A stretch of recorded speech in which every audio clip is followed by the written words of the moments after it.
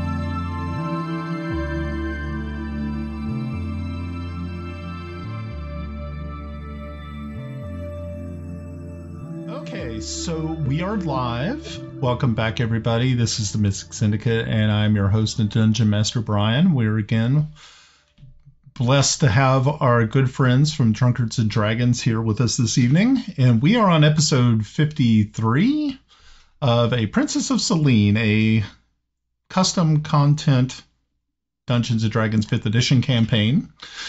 53. Wow, guys. So here we are. So, but no, that's what all the fancy toys were for. Okay. Yeah. You don't get a level and fancy stuff, so you know. Oh, I mean, you could. Yeah, but if I give it back, will I get the level? No. I'm not giving this back. Yeah, I was thinking Yarn was not about ready to just throw away a staff of power. And of course, I can't see Kelex giving away a Holy Avenger either. But, some people. I just keeps rolling over in my head over and over and over. Why do we have a staff of power and a Holy Avenger? It's a good question. And maybe this evening you might get some answers to it. We'll see. You just never know. So, as always, let's go ahead and start with introductions, and we'll start up there with Melinda. Melinda, I play Grenna Babbleboots, a ranger-ish person with her companion Bubbles. Hi, I'm Mike. I play Kiffi Blackhammer, a dwarven cleric of Fortubo. It is chronically muted. Oh, well, it helps that I'm muted all the time because you guys don't want to know the babble that goes through my mouth all the time. Hi, I'm Ed, and I play Lord and Ambassador Tomas Waverly from the Yeomanry, but Protector of the Galaxy. Are you like Luke Skywalker or somebody? Man. Captain Dipper. Hello, some of that up. Hello, I'm Pav. I play Zelenen, a human paladin of Heironious. I'm Russ. I play Járngrímur, töframaður, Halldórsson. And Ambassador Waverly can call me Star-Lord. Starfish.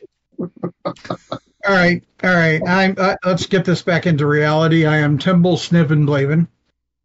I am an artist traveling with these guys, disguised as the High Chancellor of Bissell.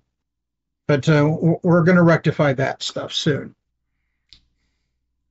Okay, so very good. So the last time that we were all together, you all had been in discussions about what you wanted to do next.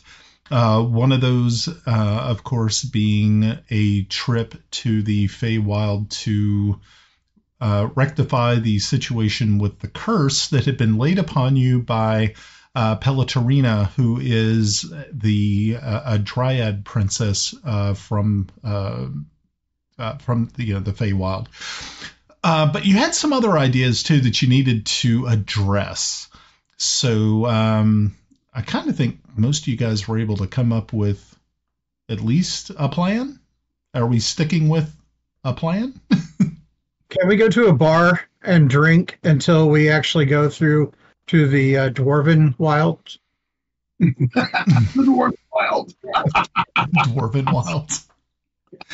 Oh boy, because I think the last place you all were at, I believe you were in Instead, Kelex had just Yes, been they're in Instead. Zelda.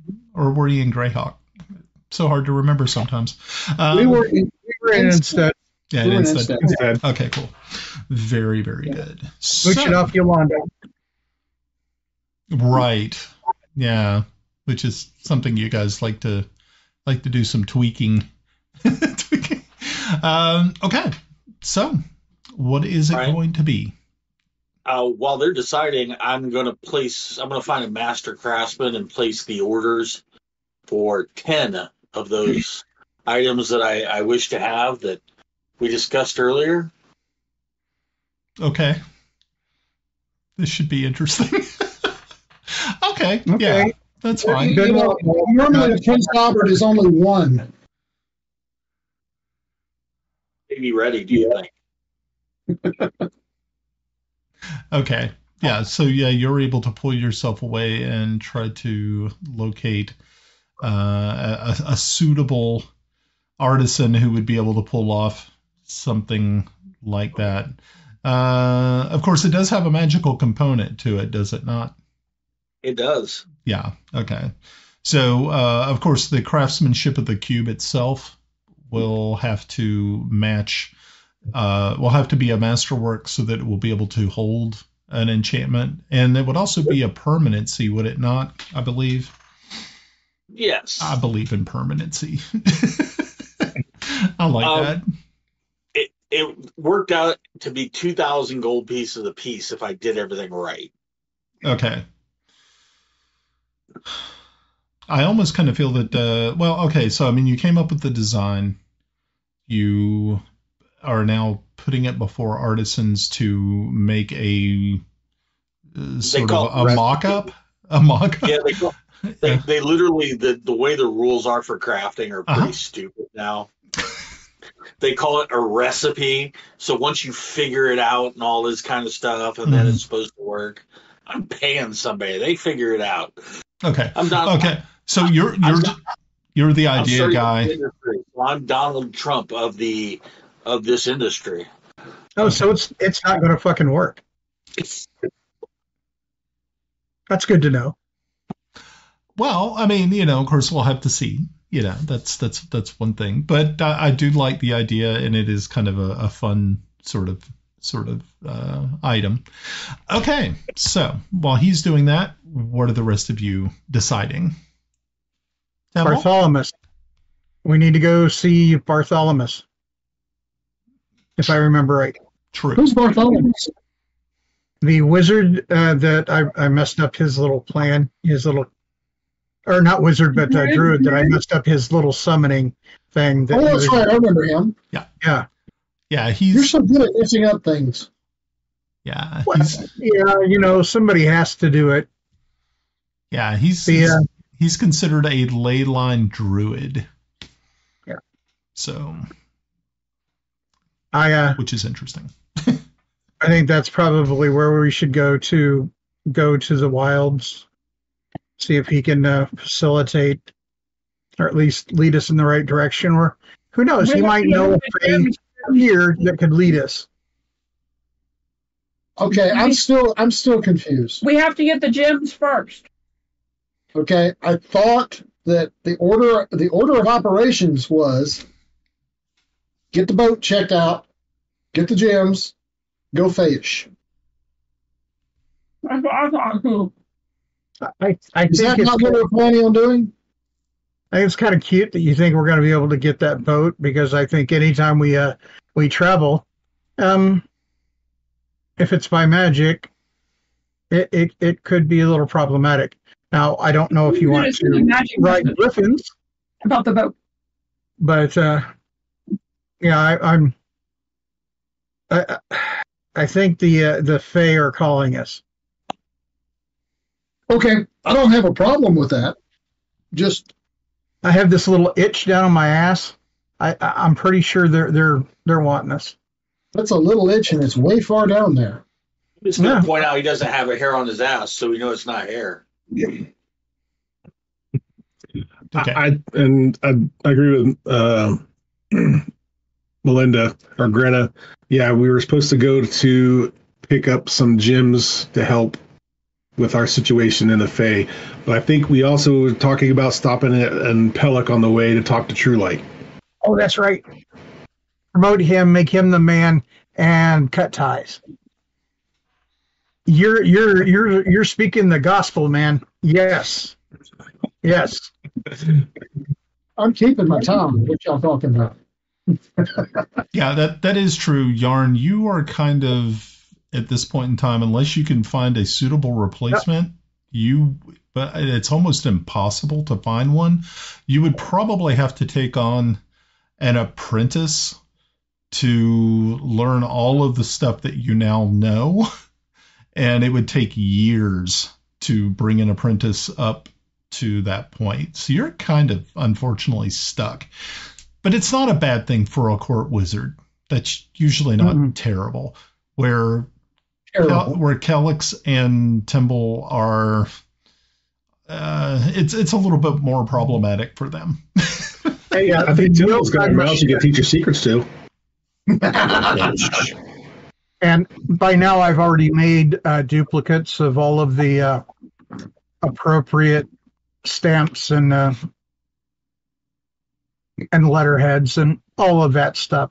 I may be leaving the office, but I'm keeping a few accoutrements. The office is not leaving you. All right, so let's try to solidify a plan, right? We're going to head toward the Dragon Horde to get the gems. We're going to stop on True Light on the way, or talk to True Light on the way at Pellic. Mm-hmm. We're going to, what's next? We want to go and see if we can get this boat situation sorted before we head to the Fey. No, everybody seems to be wanting to go to the Fey. We can get the boat. The boat's not going to take that long to modify, I don't think. A week, maybe. Okay. And then to fit it out to go. Our biggest problem is going to be supplies and our actual route. What if we talk with the Queen, see if that's something they can help with while we are away? Yes, because Celene has a big navy. Well, no, with supplies. Oh, you talking about for building the boat? Okay. Sorry, I thought you meant like for supplies for travel. No, we don't necessarily have to Why don't we just commandeer a boat? A boat? A boot? A boot. A boot? Gonna piss off the Canadians. Who cares? What are they going to do? They're already. I like my bacon. I think they're already pissed off, aren't they? Okay, go on. I had to. It was there. Just low-hanging fruit. Yeah. Okay. All right. So, are we taking griffins? Are we magically traveling? Are we on foot? Dragon! I would say if we can get griffins, let's use the griffins. I mean, we could call, or I can never say her name, Arithrax, or Rickbrax, whatever. Hey, this correct. Anthrax. But I think, I mean, we don't know where she's at right now with her little hatchling. So,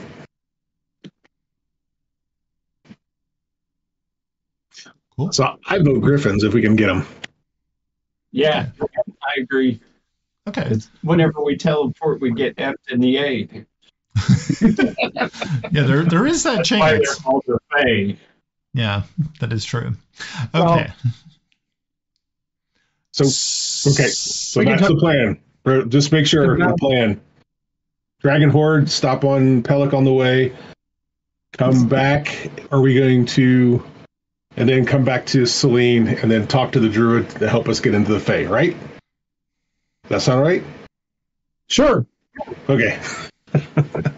Okay. Anybody else got anything new? Something? No? Everybody's good? Okay. So, yes, you were able to acquire the griffins for your use. That is definitely not a problem. And so you're going to travel to the Dragon Horde to pick out gems and things of that nature. Before we go, Brian, there's one thing Kelex would like to do. Oh, okay. I'll wait till Need everybody about talks. 10 minutes.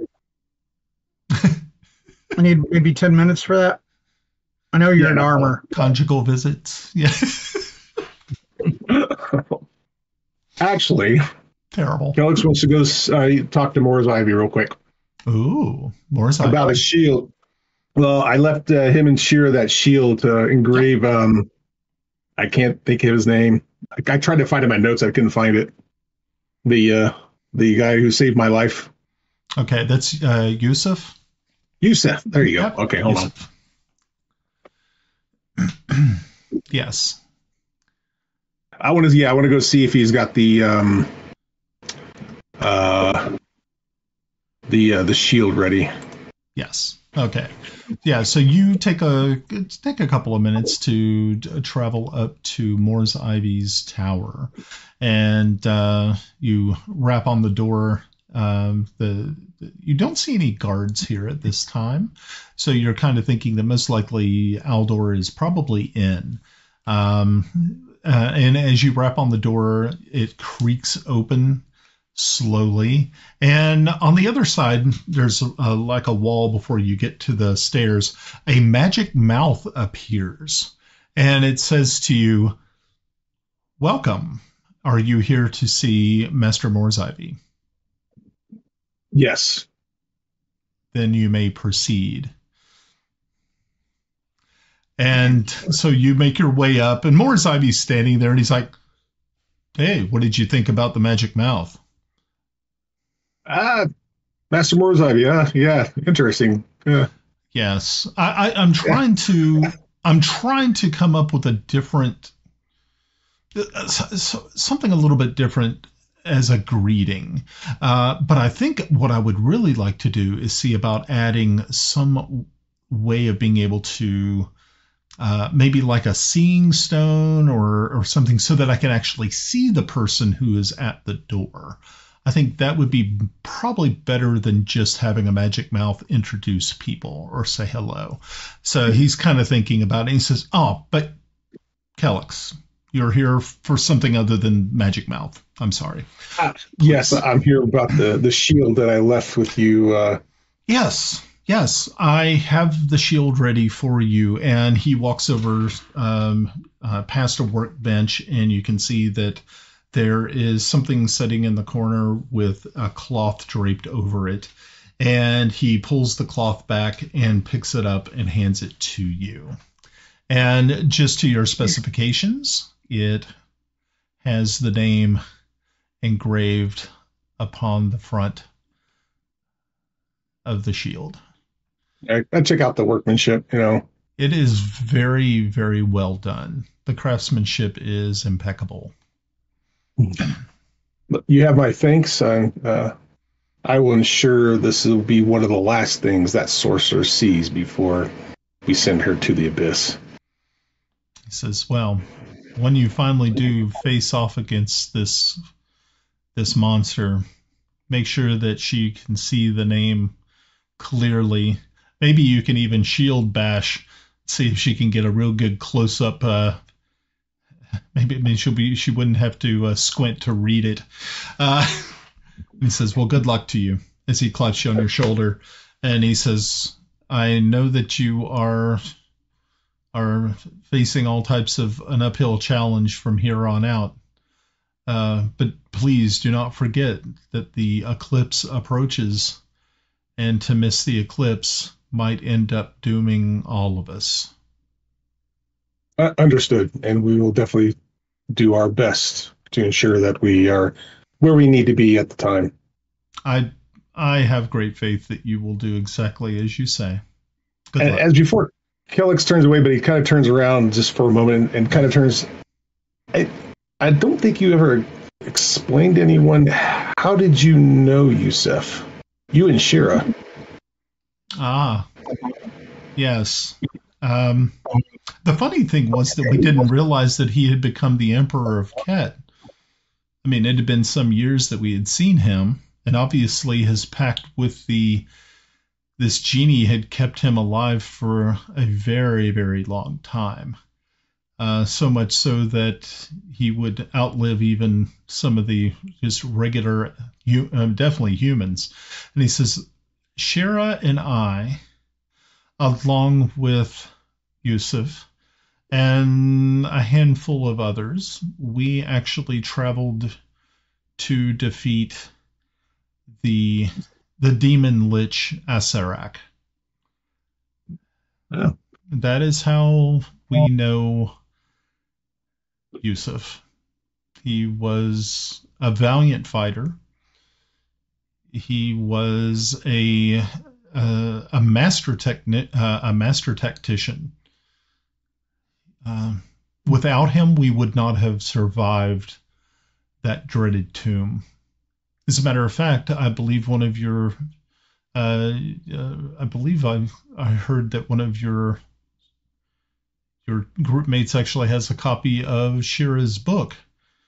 Friends in the Tomb is a step-by-step of exactly everything that we saw and everything that we did inside that dreaded demonic place. Huh. Maybe I will have to take a read of this book. Yes. As a matter of fact, that is where Yusuf became acquainted with the jinn. There was one that had been kept there for some time, and he was the one who set up his pact with this creature. It would be interesting to read. I'd like to know more about Yusef. Yes. But, actually, go ahead. Before I take my leave, when did you actually lose track of Yusef? I mean, it wasn't too much long after we had returned from the tomb itself. We and actually it was Shira, myself, and Yusuf were the only three to survive. The rest of our party was laid low there in the tomb itself. Some of them had fallen to the horrifying traps that laid within, but we had two that were actually destroyed by the remains of Acerak deep within his tomb. It was terrible, to say the least. I mean, that took many. It actually took me probably a couple of centuries before I could get those dreams to go away. Real quick, Brian, when you're saying that, is this the same? Maybe I pronounce it differently. So, is it the same Acerak that's in the Tomb of Horrors? Got it. Thank you. You got it. So, sorry, it's okay. I know I pronounce it one way, other people pronounce it, so I just wanted to verify. Thank you. It's cool. Yeah, I probably butchered the hell out of it. Potato. Gygax is rolling around in his grave or something. He'd be like, damn it, Anderson, you had one job. You know what? He's rolling for other shit way beyond that. Yeah, I would say so. Yeah, I am just a small... I'm small bananas compared to the other stuff.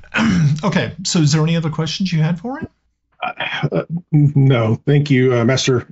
Where's Ivy? I'll take my leave. My friends are waiting. We're soon to depart. So thank you again. Yes. Good luck. And I take my leave. Okay.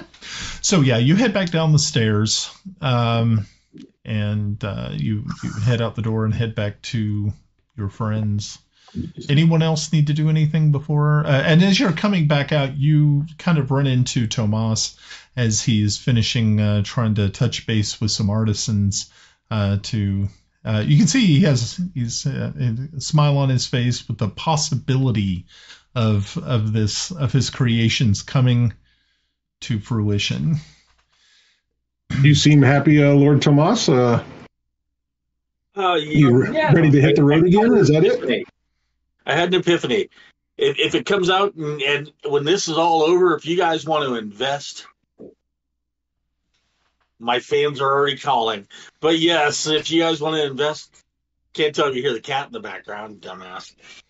But yeah, I've got a plan. I've got an invention. It's going to change Greyhawk. Interesting. Okay. I guess we better go ahead and meet up with our companions. Okay. Timble, you had something? Real quick, Brian, did yes. you give a timeline before the artisans would have something ready? It would probably be close to 2 weeks. About the time the boat's about ready plan kind of thing. I gotcha. Yeah. All right. Nope. Perfect. That's actually perfect. Okay. Very cool. Timble? Timble's up. I think he's muted, though. I'm sorry, what? I was going to see if Yarn would like to come with me to visit Val. Sure, why not? Okay. Yeah, I would go find his office thing where he does his work, or if he's around somewhere, I'm sure the soldiers know where the first ranger is. Right. Yeah. So after a couple of questions of a couple of soldiers, you end up finding Val is actually on the archery field. And he is teaching, it looks like he's teaching Princess Sabah how to use an elvish longbow. Oh. So that's nice. Yeah. So as they see you coming, and both of them stop as soon as you get close enough, they say, Timble, Yarn, how are things going? This is Val going well. talking. Yeah. Sabah doesn't really say a lot. She just kind of stands there and, it's just kind of taking everything in. I'll recognize her and say lady, and make sure that I give her due attention, and then back to Val. Uh-huh. Need to bend your ear and chat for a little bit. Of course. And I asked Yarn to come because he comes from these people, knows a bit about sailing. We are thinking about the fact that we have to get to the far side of the world, and we need to have a boat built, but we also need provisioning and supplies. I have no idea what they might be. Yarn, as I said, as it comes from these people, he might have a better idea of what would be the breadth of what we might need for such a task to go so far in a boat. Yes. Yeah, so he looks over at you, Yarn, and said, most likely, I of course, I don't know what the economy of the kingdom that you come from. I'm not really too sure. Of course, I'm pretty sure that gold speaks volumes, as with any country. I would think that they, being masters of the sea that they are, would know the proper provisions. I mean, here in Celene, we have no navy, so we have really no idea of how we would even go about doing something of that nature. Yarn, my thoughts were more Yarn being able to speak with maybe your logistics officer. What we're looking at here is a survival diet for however many days it takes us to get there. If we pack for 120 days, that's 4 months. it should not take us 4 months to get there. I would hope not. That's a very, very long time. That would be extensive travel. Yeah, I think my diet would tend more to the elven kind than, say, the Northmen. I get it. You're looking for elvish rations. Oh. Okay. You are not wrong. You are not wrong. He says, well, that, of course, we can provide you. Of course, getting it to the boat might prove difficult. But we just need a small warehouse to which I think we'll have to go down into the city and find. Maybe a few people to guard it and keep it from walking away. We can provide that. That is definitely not a problem. Yeah. So no, Val.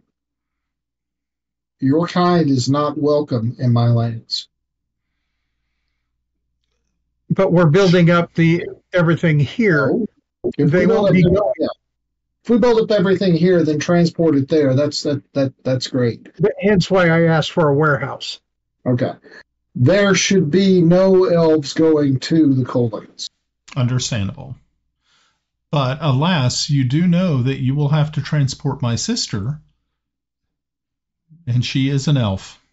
Yes, but I figure if we go with the Zythe clothing with everything covered, we should be good to go. And what are you going to do with that flag? Because I do believe the HMS Beagle would be, flagged under Celene. It probably should be, being that a princess. Yes, it will be. Yeah, and it was also in the prophecy. And of course, to break with the prophecy might cause calamity. Yes, but that will be...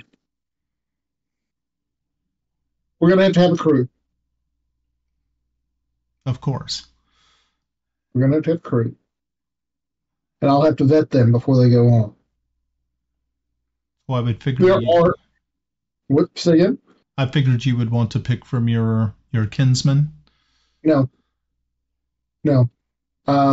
Some of my kinsmen, yes. My brother, my cousins, yes. However, there will be.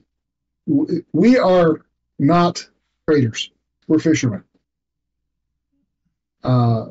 So there will be skill sets that we need that will have to come from outside the clan. But they'll need to be vetted.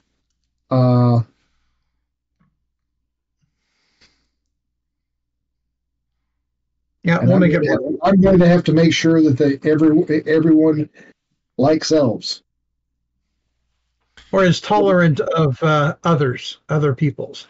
Well, because they like gold. We should start a program to teach him to be more tolerant and have it located in the school systems. Can we mute him? He's muted. No, it's more on the order of the culture. The culture of the Cold Lands is a Sul culture, and we don't particularly care for any of the non-humans, other than dwarves. We like dwarves. Dwarves are cool. Yeah. Okay. Well, I just would like to get. There's going to be some friction there. However, the spell Mass Suggestion works wonders.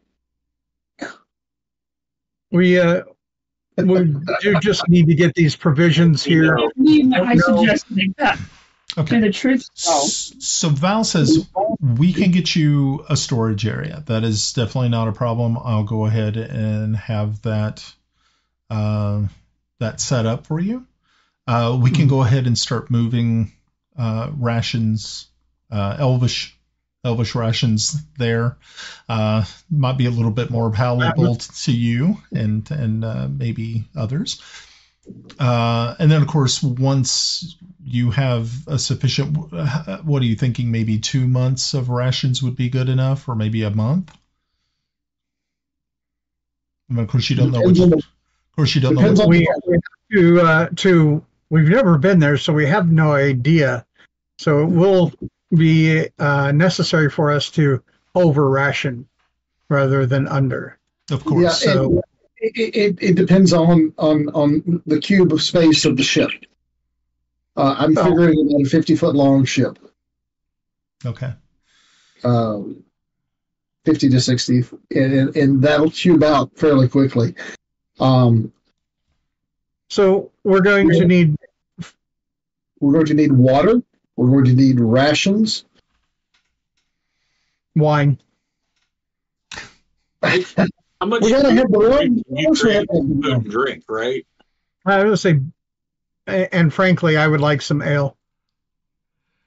Mead. It won't last the entire trip. Yeah. You're right, it won't. It'll get me through the first month. Okay. Okay. But I think we're also going to be needing oils for heating because it's fucking cold up there. You think we're going to light a fire on a boat? I think that we can use something. I have no idea what you do. All I know is I can warm shit up. We're not lighting a fire on a boat. never been on one, so I have no idea. What is a sailor's worst fear? In the head. Fire. His wife. Buggery. Okay, after his wife. Fire. No. Yes, I know there's some story here about fearing fire from the fire wizard. From the north. Oh Lord. I'm not afraid of fire. The problem is what? Wood burns. Okay, we have a wooden ship. I get it. You don't have to explain A it. wooden ship caulked with tar. Yeah, okay. I get it. No fire. But the moment my toes start getting cold, it had better start getting warm, or I'll find alternate ways of warming them. You can bend your feet to where you bend your You know, I can always shoot you from bait. So you think? I think I'll warm my toes in your entrails. Tell you what. You promise you won't light a fire on the boat, and I'll make sure we do it. I get it. Your point was made. Okay. I know my kindness plight. I know that we gnomes can be a little obtuse, run around, but no, I understand. I may be a little bit of an agent of chaos. I'm not quite that chaotic, since I'm going to be bothering myself on the boat because I'm on it. The water's cold. I don't like swimming. You know, all of that stuff. I get it. It's self-preservation. No fire. Got it. Done. Okay, good. Thank you. So We need a lot of split. as soon as we know, let's go ahead, Val. Let's go ahead and plan on 3 months rations. Okay, easy enough. Okay. And flint and steel. Get me some flint and steel to put on there. I don't want an ember box. He'll twitch. I'm sure. But I do want well enough to be able to make when we make landfall fire. Of Yeah, course. we'll be able to make fire. That's not going to be a problem. Fire You is have to easy. buy the first month. I don't think I have a problem with that. Then good. Yeah. If we're lucky, we can find some harp seals and extract oil after we club them in the head, and then we can burn that. I'm all for the clubbing. I need shoes. Waiters. Okay. I started singing night clubbing from Train Spotting when I thought I liked clubbing. So anyway, Okay. All right. Val takes note of all the things that you would require, and he says, by the time you get back, I will make sure that we have the facility set up and the items that you need are going to be starting to be stored within. Thank you very much, Val. We're trying to do that. Val? I do want a flag of Celene and proper paperwork. We need that to get past other ports. Sure, of course. Yeah, well, we will make sure that you have all of the different diplomatic papers you require, the food that you need, libations for the trip, and things of that nature. Yes. You're a fantastic friend. Thank you. Of course. And when my items are ready, if they can deliver them here, I'll gladly field test them. Why do I have a bad feeling about this? Field tested. Maybe he's expanding on the whole, bag of poop. I think we need to go to Kelex. No, we need to go get Kelex. Jewelry, gems, and probably money. Well, we're First. stopping on Kelex on the way. Is it on the way, or is it? It's on the way. Well. Okay, so are you going to Kelex first and then to the Horde? Okay, I didn't know if you were going to the Horde first and then going to Kelex, whichever. I know what I thought. The Horde. At this point. Okay, cool. Alrighty, so you all go up to the top of the castle where the Griffin riders usually assemble. They have griffins waiting for you. You hop back into the saddle of these fresh griffins and you take to the skies. Now you're going to Kelex. It does not take you all that long, but it does take you over the mountains, which is it's not treacherous or anything. Of course, you can. The weather is clear, and you're able to make Kelex in pretty good time. So by the time that you actually get there, it is closer. I'm trying to think, what time did you guys get up and do? Oh, okay. I think it was still morning when you all left. Because if I am from the Lorridges, so if we fly over, no. Yeah. Okay. It'll be nice. So maybe I'll see home. Yeah. So by the time that you make it to Kelex, it is late afternoon, getting closer to dinner time. And as you land in the courtyard there of Castle Oversight, you are immediately greeted by several guards who, once they realize who you are, they take the reins of your griffins and tie them off. And of course, showing proper respect. Brave guards. Yeah, very brave. Feed them. Yeah. So one of the horses will go. Yeah, grab a horse or two. So yeah, you are of course escorted by the guards to the castle. Once you step in, you don't have to go exactly too far until you run into Sylvere. Sylvere approaches and he's like, "It is so good to see you once again. I'm sure you've heard the news." News? Yes, that Sir Timothy Truelight has returned. Yes, I heard he was summoned to Kelex. Well, yes, I suppose so.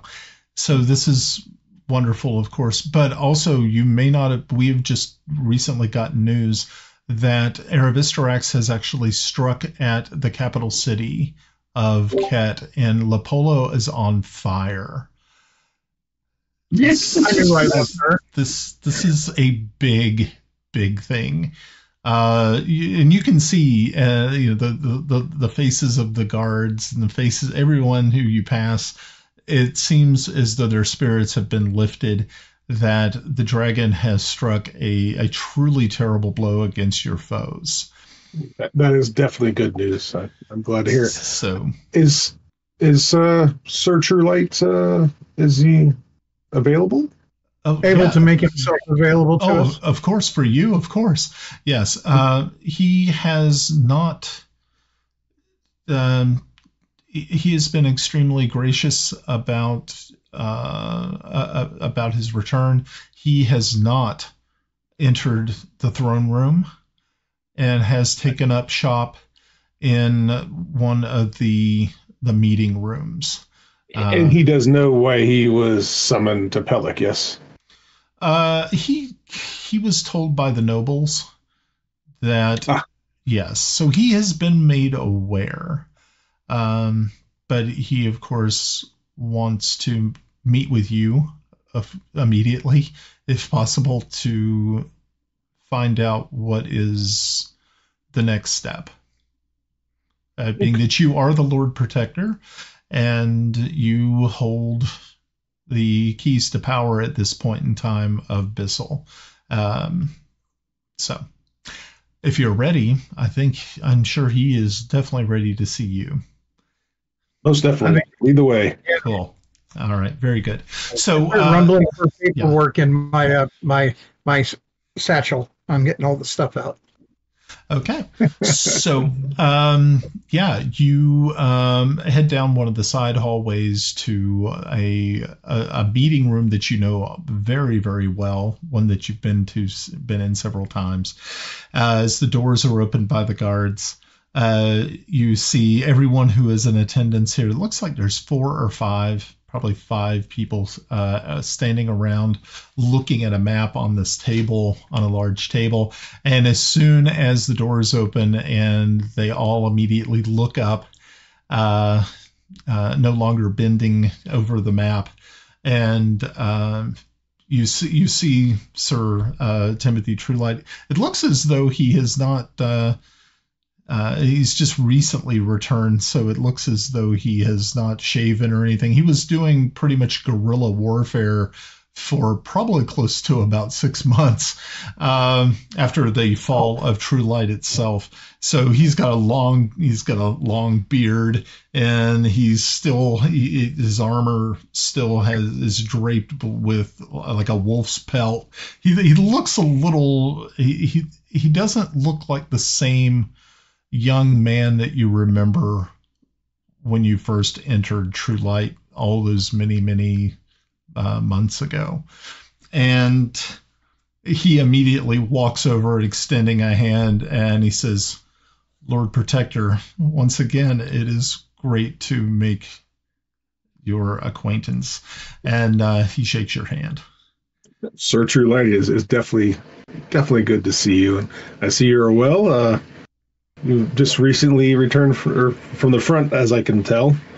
Yes. I'm going over to the map table, and I'm starting to lay out paperwork, getting out ink and quill.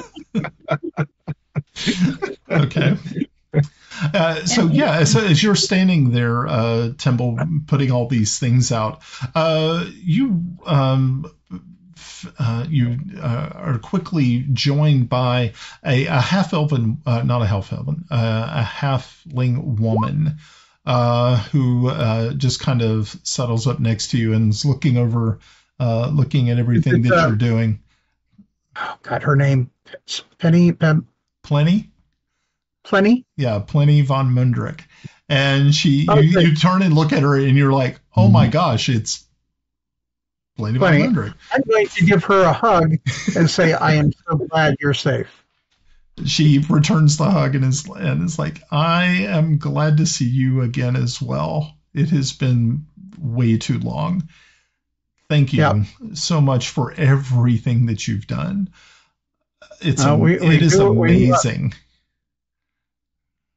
Yeah, but you don't underestimate your own effort. I'm so glad you're here. I'm reaching in for some more paper and starting to line them up also. Mm-hmm.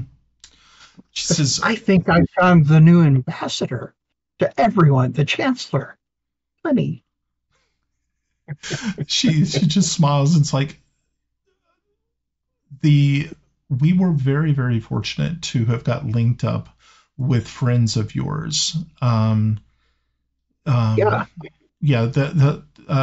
Regis and Gita Babbleboots. Yes, wonderful people. And so thank you so much for sending them our way.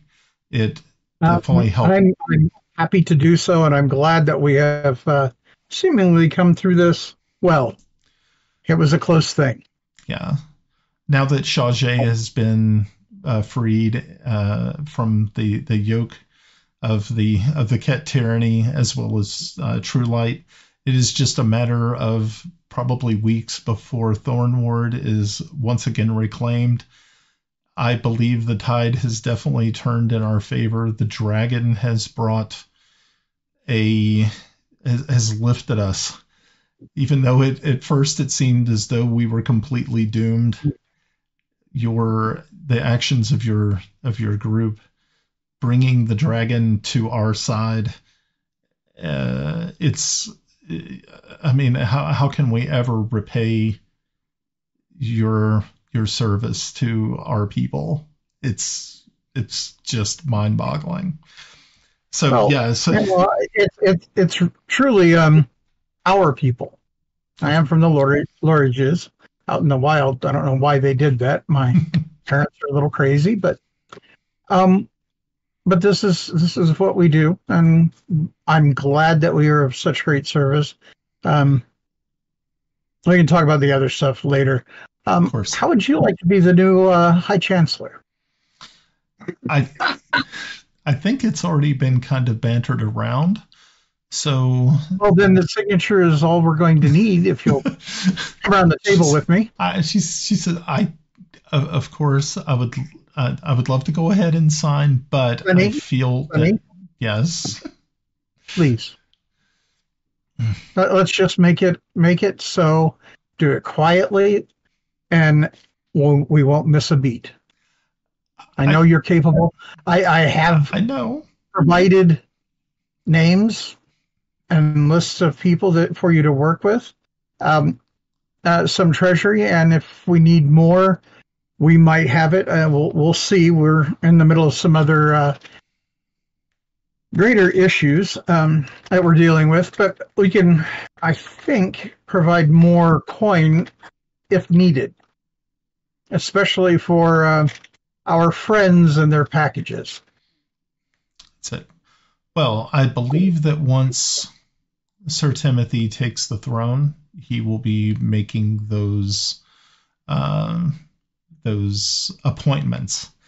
So I can't touch anything. For you, Timble. Yeah, I can't touch anything until Sir Timothy. Sir Timble's waving over Sir Truelight. General, do we call you General now? Because I think you're in charge of it all. So, General Truelight, please, if I may. He says, "Hold on one moment. Hold on." He's still talking with Kelex. She has my endorsement. She has my endorsement. Okay. He says, so I believe after talking with the nobles, and being that it looks as though I am the last of the royal line here, that I will go ahead and take the throne. But I do not happen to a better fellow. But I don't want you. I don't want you to walk away thinking that you were overlooked. That was never the case. You have been. No, we're fine. Everybody's like, cool. I completely understand. My path right now is in a different direction, and I think their choice of selecting you as the next Margrave is definitely the right choice. So he couldn't agree more. So thank you so much for your approval on this. But before, I like I said, I don't want you to think that we are not appreciative. And so the nobles have gotten together and have, there is a manor house / castle outside of the city of Rabakel that it has been abandoned for some time. It has 200 acres of land that is attached to it. And we have decided that it would be better used for your team if you would take this as a gift from the people of Bissell. Is that east or west? Is that east or west or Pellic, Brian? I'm just That's looking. Oh, west, I see it. I see it. West I see it. Pellic. Yeah. I see it. Oh, okay. Abandoned castle. Got a dungeon. What kind of dungeon, Ed? Most generous. I'm sure my companions here would be happy to, see to its keep, and a place for us to hang our swords when we need to. But I think my chancellor, and I look behind me, I think he's eager to get this transfer done. Silver. I understand. So I look at Silver. Is there anything that needs to be done before? I said no. The nobles are here, and they have already signed documents in the affirmative. We were just waiting for you and Sir Timothy to finalize the last document. Then he can go ahead and call his advisors. Good. No ceremony. I think I've had my fill of ceremonies of late. Of course. I guess there is actually one matter. There was something that was passed on to me when I took on the role as Lord Protector. And I don't want to do it, but it's the right thing. I'm saying this path I've done. I don't want to do it, but it has to be done. I pulled out Solert, the Radiant Warden, my Warhammer, because that was the +3 weapon that was given to me after taking the role of Lord Protector. I pull it out. I hand it to him. It's seen some action of late. It's definitely not the same hammer, but I hope it does you well as it did me. He takes it and looks upon it, and he says, "This is just absolutely wonderful. Thank you, Lord." I'm Kelex. chuckling a little because I remember you laying down quite a bit fighting with that thing. But okay. Yeah, I know. The name I have given it is Solert Thalos, the Radiant Warden. I think a fitting name for it is an heirloom of Bissell. And it will be the name that we keep for it for all time. Thank you. This Brian? This means so much. Yes. In the paperwork that I have for everyone to sign, I have actually inserted a little something for myself in the paperwork. Okay. I would like a small holding in the Misty Hills. Okay. So I put that in there that I have a small holding in the Misty Hills. I don't know which one it is. I'll find it. Okay. I'll say it's mine and provide the proper paperwork. All the stamps and signatures are there. Okay. So Sir Just to let Timothy. you know it's in there. Mhm. So Sir Timothy walks over to the documents that you have laid out. The nobles that are present also lay out their documentations of everything that needs to be. And there is signatures on several pieces of paper, one for Kelex and the other one for Timothy. And so as you all go through transferring the titles, now going from you are now no longer Lord Protector. But you do still maintain the rank of general. So that's the one thing. They can't take that away from you. So you're just General Kelex or Lord General Kelex. Timble, you are now freed of your post as Sir Timothy, as the new Margrave names Pliny von Mundrik as his Lord Chancellor. I will take a stamp and make sure all the stamps are correct. And when I'm done with it, I'm handing those to Pliny. So Lord Timothy looks over at Yarn and says, Master Yarn, being that we do not have a replacement for you, we would ask that you would still consider to be our court mage until a time that you see fit, or if you can find a suitable replacement for us, we would love to have you as our master mage. Certainly, with the caveat that I may not be here, I may not be physically here. We understand. We know that you have. We know that you're needed in Greyhawk sometimes, and there are other things that you are doing. But at least we can. But at least as a ruling house, we can say that we have a mage. That is important. Yeah, absolutely.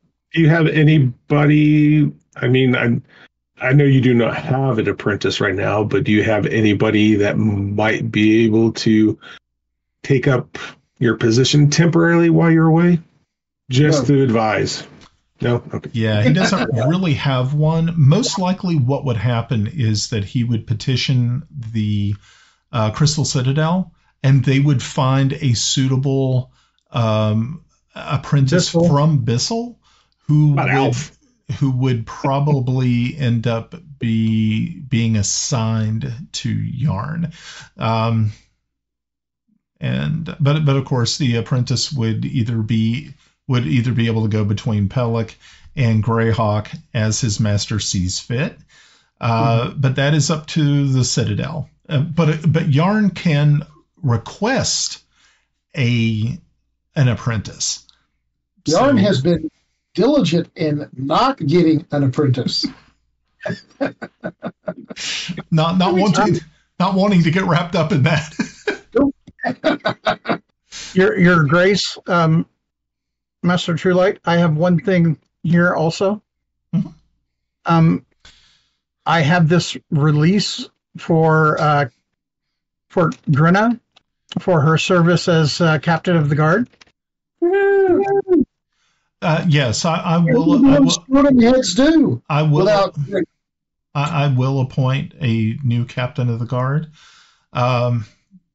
But I also believe that Captain Grenna should be elevated to the rank of major, and will also receive a stipend for that.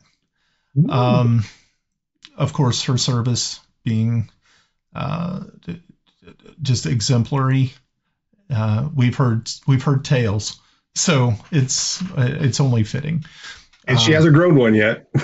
We know of. He just looks puzzled at you for a moment. Oh, and sorry. Said, unfortunately, being that the rest of you are kind of foreigners, I really can't just heap titles and things upon you, unfortunately, even though I wish I could. You could sign off and end that ambassadorship or of course. But when you think levels of the realm, mm-hmm. titles are fun. Yeah. So I mean, they could be honorary titles, and so he looks at the rest of you, looks at Kiffi. So Master Kiffi, your service to Bissell is. We just don't know how we could repay you for your service. But we have we have sent notice to your people, and that when you can, I am sure that they would love to heap the accolades that you so justly deserve upon your return. Hopefully I'll be able to return soon. Everything I did was in service of my people. Of course. Master Medica. And Sir Truelight, actually, that was something I was considering about a few months ago. Was going to ask Kiffi's people if they would, when the war is over, help maybe rebuild Pelic. Oh, that's a wonderful idea. Of course, it could definitely use some repair. The dwarves that have been through here have been extremely professional and very kind. And the ones that we fought with in taking Truelight without them, I don't know how far we would have gotten. I would say, but I could also say the same thing of our elven friends who came to us from Celene and the Vesvi. Without all of them, we would not be. I don't believe we would have been as fortunate. Even those who came as far away as the Yeomanry and Starich. Just like I said, everything that you did for us by gathering our allies, by switching the side of the dragon, how our fortunes have truly turned for the better. So, may I make a suggestion, since Russ is gone, that he gets the honorary title, since we're giving away, Dr. Joe Biden. Fuck you!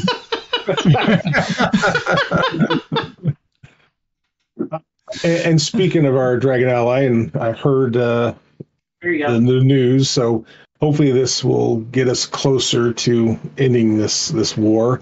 Amongst the paperwork, there are some decrees of surrender that I had drafted with Timble here. You feel free to use them if you wish. They are there. I believe that we are probably just within weeks of recapturing Thornward. Afterwards, I feel quite certain that the Ket and their allies will be coming to us for peace. But peace at what cost? Don't trust them. Don't trust them. They owe you for everything and everyone that they took. The young princess that we know, what's her name again? Okay, you think Ela Alzar? Yeah. Yes. Unless it comes from her, I wouldn't trust anything that is said. Timothy looks at you and says, "You know of Ela Alzar?" Yes, we have spoke to her, and I'll say something that's meant for this room only. That and we took her to her father's tomb. He looks. Everyone, you just hear silence, like a pin drop. You could hear a pin drop in this room, and everyone is looking at you. And Timothy, the Margrave, looks at you and says, Y'all didn't get the memo, did you? "No, we did not. This was not There something." The Sultan al-Fatih is dead. The throne is held at this point by a sorceress named Adra. She may not be sitting on the throne, but she has a puppet on She it. controls it. Yes. There's definitely more going on in Ket than that we weren't aware of until recently. So, Yeah. Ket is actually Be careful. Ket is actually not the problem. Zyth is the problem. Interesting. And the drow. Oh, okay. So She is a drow priestess. So would you advise then that we reach out to Princess Ela Alzar? I believe through her and her house would be the only true path to Agreed. a real lasting peace. But at this time, she does not have power. She has Correct. influence, but she has no power. I don't wish to be vague with the Trinity True Light. I mean, if you have time, we can give you at least a 5-10 minute rundown of what we know and what's happened to us in the last couple of months.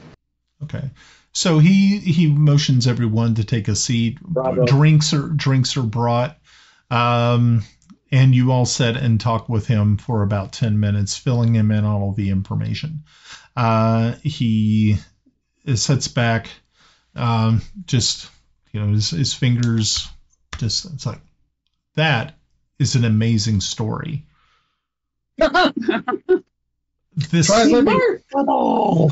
This casts a completely It's not real different, amazing living it. yeah, this casts a very interesting light upon the entire situation now. Agreed. So I think probably what I'm probably going to do is he addresses the nobles and you all as well. And he says, I think I'm going to send Plenty to Greyhawk to meet with Ela Alzar. I think that might be a good starting point.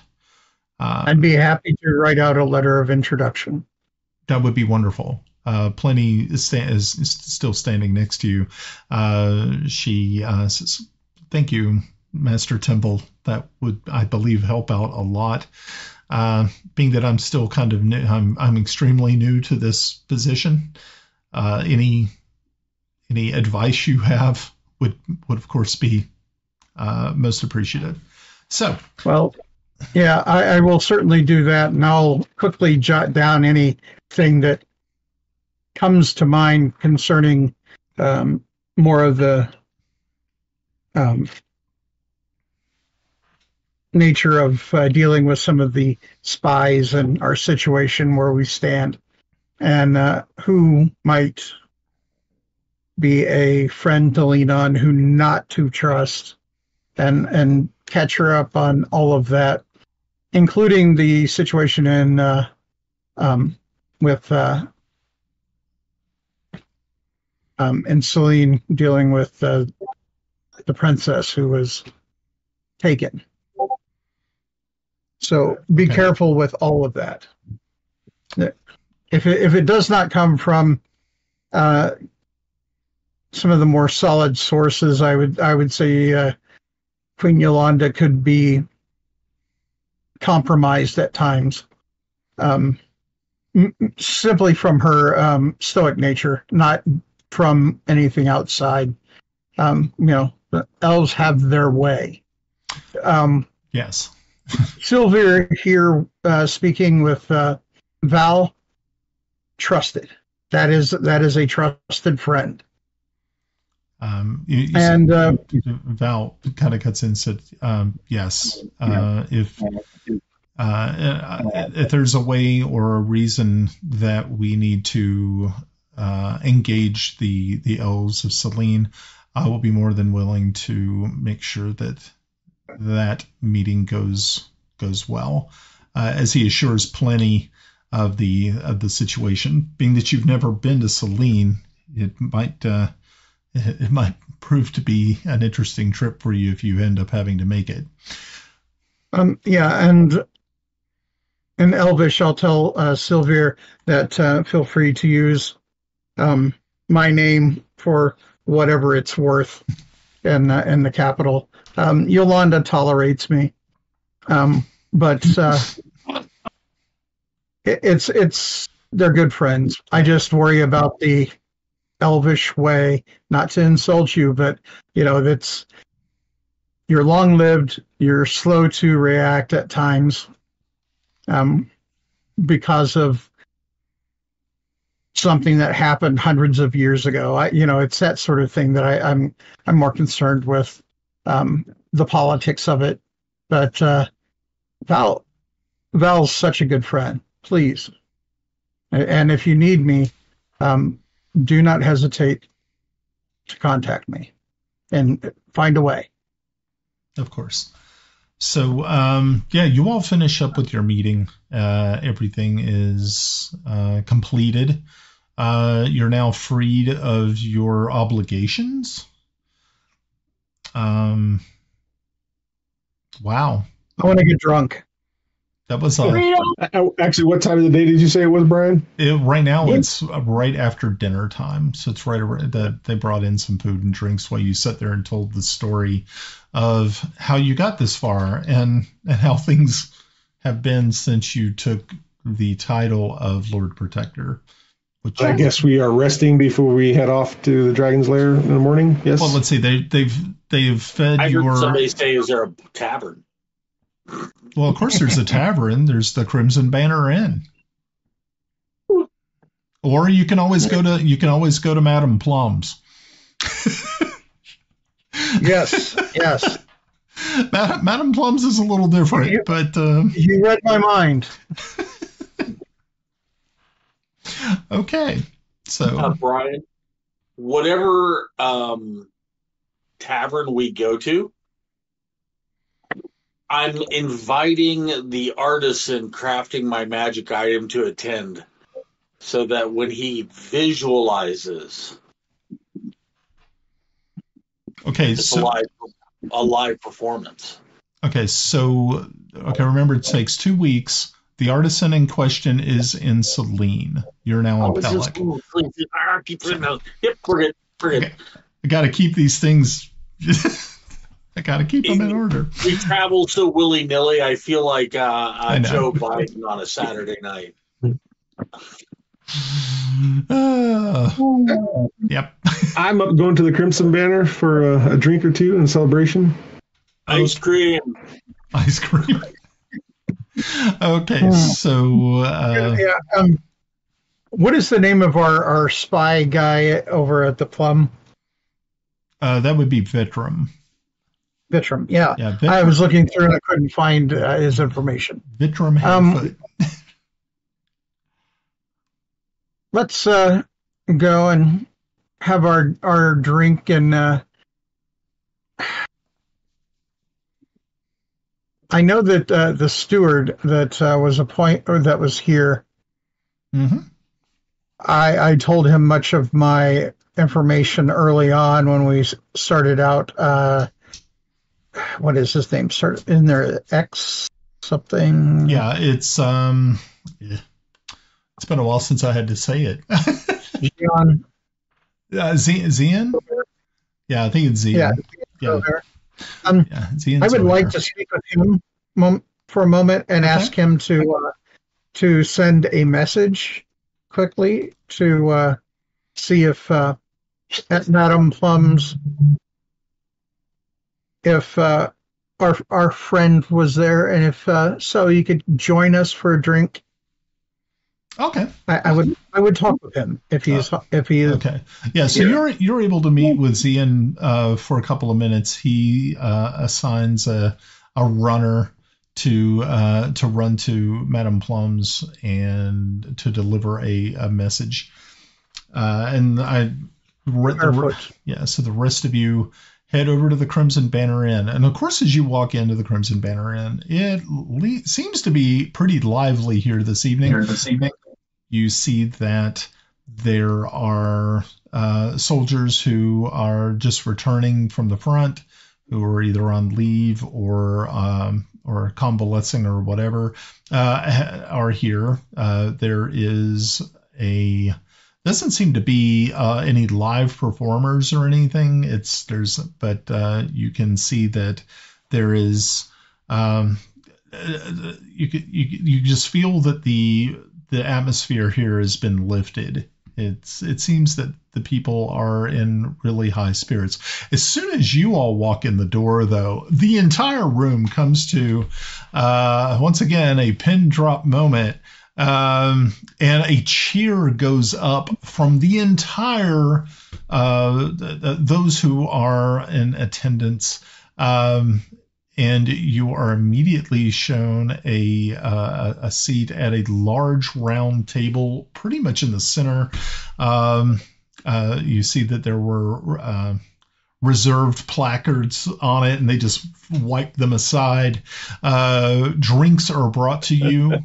You are not expected to pay for them.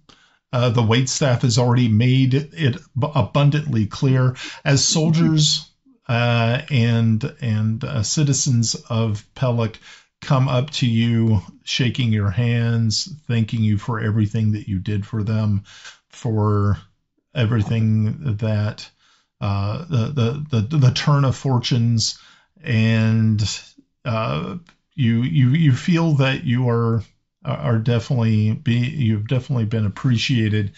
All of the hard work and all of the sweat, blood, and tears that were shed to get to this point. It all. Kelex kind of tells one of the waitresses, "All the soldiers here, tell them their next round is on me." So as they this waitress walks over to the bar. Brian, as the waitress walks up, I say, "Allow me," and I step up in the middle of our table. And the former Lord Chancellor has offered to buy everyone. Feel free to worship us from afar. Drinks on the house. Yeah, so as you make this announcement, the bartender reaches over. There's a bell there, and he bangs it twice.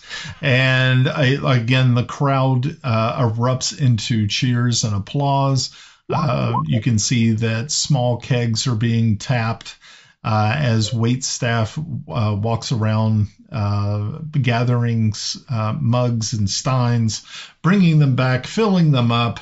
People are just in a joyous mood this evening. And so because Pav went out of his way to make surrender documents, I'm going to unveil a new song that I posted in the chat about Shirley Templar, sung to the tune of Sweet Child of Mine, and I rolled a 19. Again? Okay. So this is why I don't take apprentices. Okay, so I guess you take to the stage with your loot and no, right in the middle of the table. We're on this large table. I'm standing right up in the middle of it. Okay, so yeah, can we find another table? What? No. That won't be necessary. Oh gosh, Levitate. Oh, him or the table? Him. Okay, does he get a save? I don't know. I really don't know. Do you care? I don't care. He may not want to be saved from it. That's the scary part. Yeah, let me find levitate. I don't think it's one of those ones that's ever really. It would be like a will save, or what kind of save you think, Brian? Well, it's second level. It's a con save 17. It's a con save. Geez, 17. Okay. Well, it's really kind of up to you, Tomas. If you let it take you, that's cool. If you want to fight it, feel free to roll for it. But no, it would I'm be a rolling con with save. it. Okay. I think this is one of those things that we, as these level wizards and players, we're around this kind of stuff all the time. So I would assume I would just roll with it. Okay, so yeah, now you are levitating above the table as you continue with your 30 feet in the air. Oh jeez. Okay, so you're up in the rafters. People are like, this is crazy. Yeah, you're every so often you feel like the top of the roof is like scraping the top of your head. But people seem to be liking it.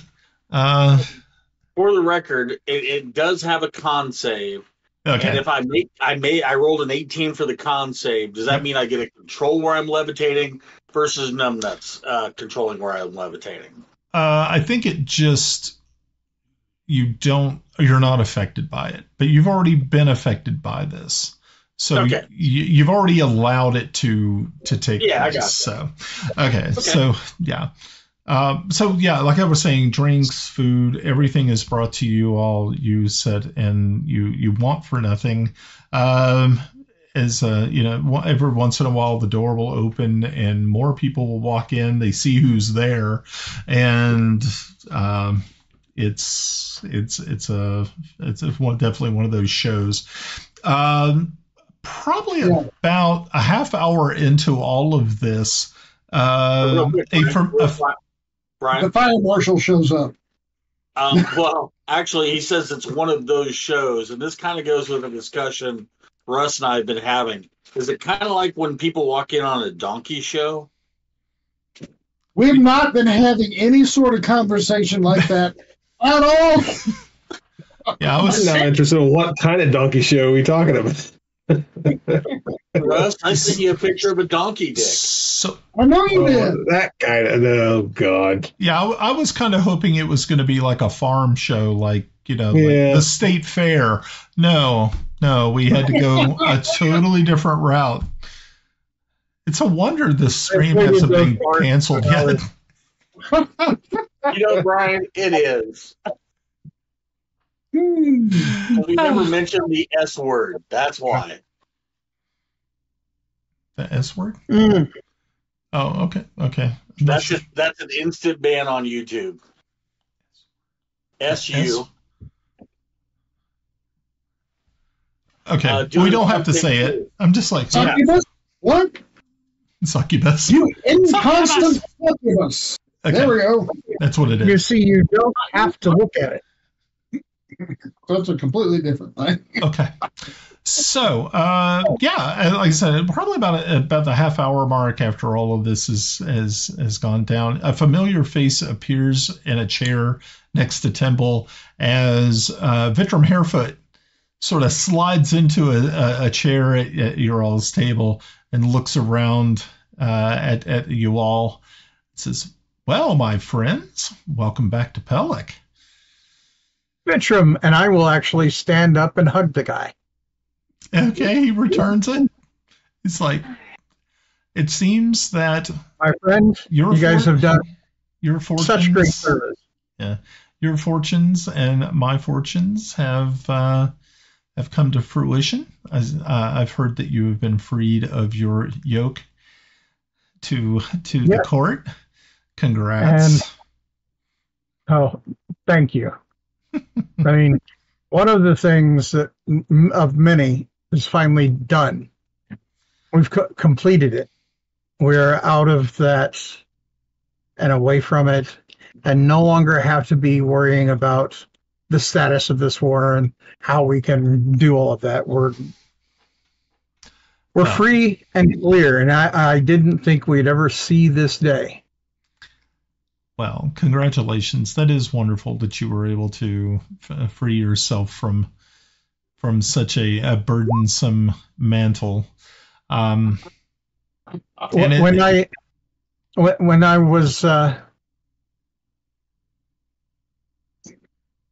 I actually hugged him, I slipped something in a pouch of his, and that's what that roll was for. The sleight of hand? Okay, cool.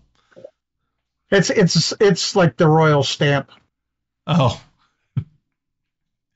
So he can rubber stamp stuff as he goes. Oh, jeez. Yeah. Okay. So, everybody is you sit back down, and he's like, well, it looks as though our business between myself and you guys is probably coming close to an end. Close to an end, but I think Chancellor Pliny will be very happy to continue doing work with you. I hope so. I think that this could be... I'm really confident. Good. I hope that this is something that we can... a seed that will definitely grow into something much more profitable than just... I have a bag of manure here if you want to fertilize that seed. he just chuckles. He's like, well, my ears and eyes on the ground in Zyph have told me some interesting stories. Which ones? It seems that you have gathered the ire of one drow sorceress. How you did that, I'm not sure. Yes. Time out. Yes. Casting a cantrip. Message.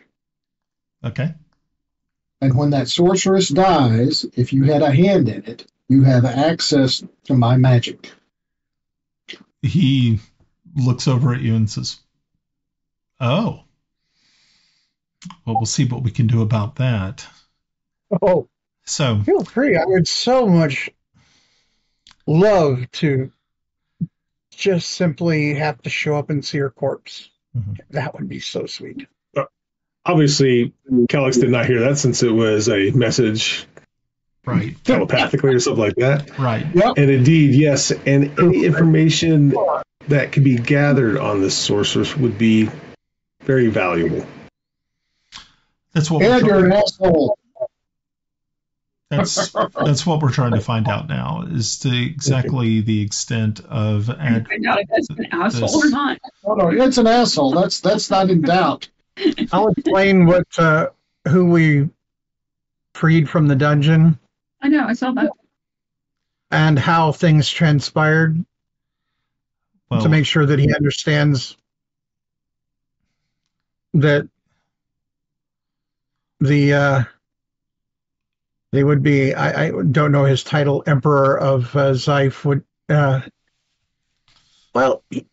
he has passed, and there's been a charlatan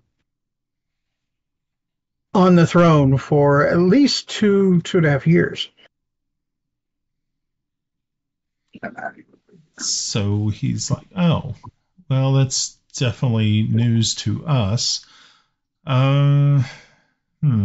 Interesting. So one more thing shows up on our doorstep. Yeah. So the thing that's really, really interesting is that you have in your possession or within your sphere of influence a princess of Zyph that was taken good friend, actually, during your raid. I can tell you straight away that the ruling family of Zyph at this point in time has dispatched several assassins to take those who they feel are responsible out of the picture. It would be very, very wise to watch your backs. Oh, assassins? This could be interesting. We need to get a message to Val, if you could do that, just to ensure he's on his. That would be the Paladin, not me. Best behavior. I don't care who it is. It's one of you two. We need to certainly let Val know that assassins are on the way, if not present. Assassins inbound. Master Kiffi, do you by chance have the message spell handy? If not, maybe in the morning? At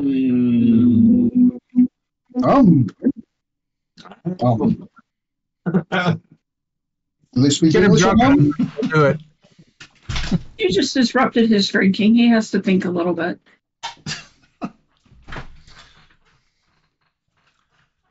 If not, I drink a lot with him. It takes a lot to disrupt his thinking. Yeah, I don't have anything like that. Okay. Well, thank you. We'll definitely ensure Val. Yeah. Timble. Yes, we'll definitely ensure Val gets notified that of the assassins. Good. Good. That is news. Time out. One more message. And just to be clear, this is personal. not business. He just winks at you, nods knowingly. He says, so other than that... Real quick, Brian, yes. What's the name of this tavern? This is the Crimson Banner. Crimson Banner. Yeah. Don't you keep up with the current events? No. I work on other stuff. Shut up. Define work.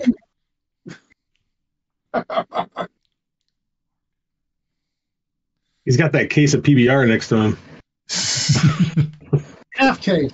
Half case. That was a half case. I'm listening. Shit. Goddamn. I just want to know the name of the bar. Okay.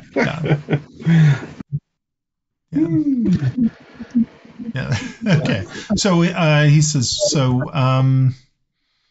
it seems as though once the war concludes, do you all know where you're heading next?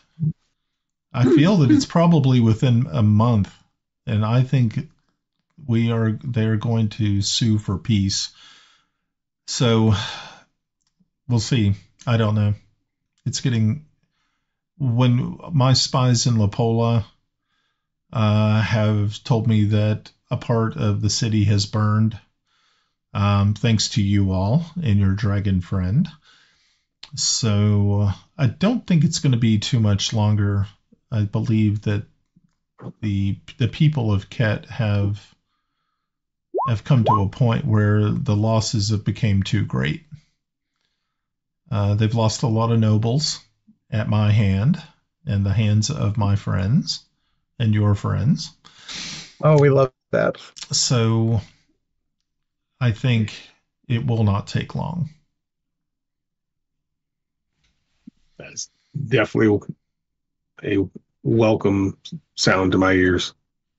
Peace is definitely needed. Yes, I certainly agree with that. But a part of me now is like, well, who cares? I'm not involved. But thank you for the news. It's great. The yoke being lifted has made me giddy. Yeah. So. Of course, folks like Kelex, Grenna, Tomas, the ones who are really invested in what happens with Bissell, because they're, it's really kind of their jam. He definitely was for their benefit. And he says, well, again, it's been good seeing you. I hope that our paths will cross again. Oh, it will. I've got to see my friends every now and then. Of course. And I count you among that list of friends. Yeah, I'm kind of, even though I hate to even do it, I'm going to have to send the Babbleboots back to their farm. They seem to actually be missing it.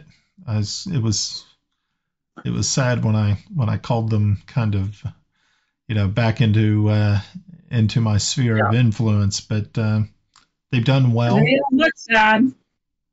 Huh? So they didn't look sad. They put on a good face. But so he stands up. He tosses a couple of gold pieces on the table, and he says, so make sure to get a couple of more rounds on me. Good luck to you all. Good safe travels where you're heading next. And hopefully we will catch up again. Brian, as he starts to leave, I start a new song. It's called Guardians of the Grey, sung to the tune of the Green Berets. The lyrics, because Pav has been fucking with me all night. And I actually what did I do? rolled a 19, so woohoo! You rolled a 19 or a 22? Looks like a 22. Oh, I actually rolled a 9. Oh, yeah. Okay. Earlier I did a Constitution save. 22, so it's a great song. Okay, cool. Yeah, it's a great song. People are really digging it. I read the lyrics. It's really nice. Yes. And for the record, I think other people all over Greyhawk would like to hear this song. Don't know, my friend. We are not going on tour, damn it. Going on tour. Oh, Lord. Brian knows now where this is going. I mean, I'll be glad to get him on the boat. I mean, if you feel so inclined, I would not want to deprive you of sharing your genius. I mean, Not yet. Not yet. Because we've not unveiled it. When I unveil it, I'll have it ready. Okay. You keep using this word. I do not think it means what you think it means. It does. Which word? Genius. Genius. Genius. It's Okay. sure genius. It's sure genius. Okay. Does this involve a cone of wax? Ed, does it involve a cone of wax? No. Okay. Okay. Does it involve a can of floor wax? I mean, corn wax. Well, I get where you're going with the floor wax now. That's a whole different thing. No. Ed has a genius plan that when this is all over, we can rake in millions. Cone of silence. Are you going to call it a gramophone? Cone of silence.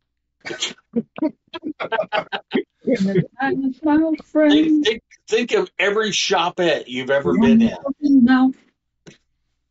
Do I have to? No, because if we could get the mass production down at cost, then we can put them in all the military establishments in their officially sanctioned shopettes.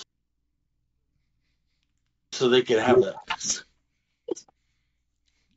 Yeah. Well, first we have to get past the ending of the world before we can really think that'll be great. Yeah. Yeah. And speaking of that, my friends, I think this is Kelex. I am going to call it a night because I believe we will have an early start in the morning so we can get to the Dragon's Lair and then get back to Celene quickly. Yeah. Okay, we all go back to bed after, but the song has been performed. I will agree. Okay. Let's go. So you all return to Castle Oversight where you have places to bed down for the evening. Again, you are greeted warmly by the guards there. They make sure that you have everything that you need, and you settle down for a very restful evening.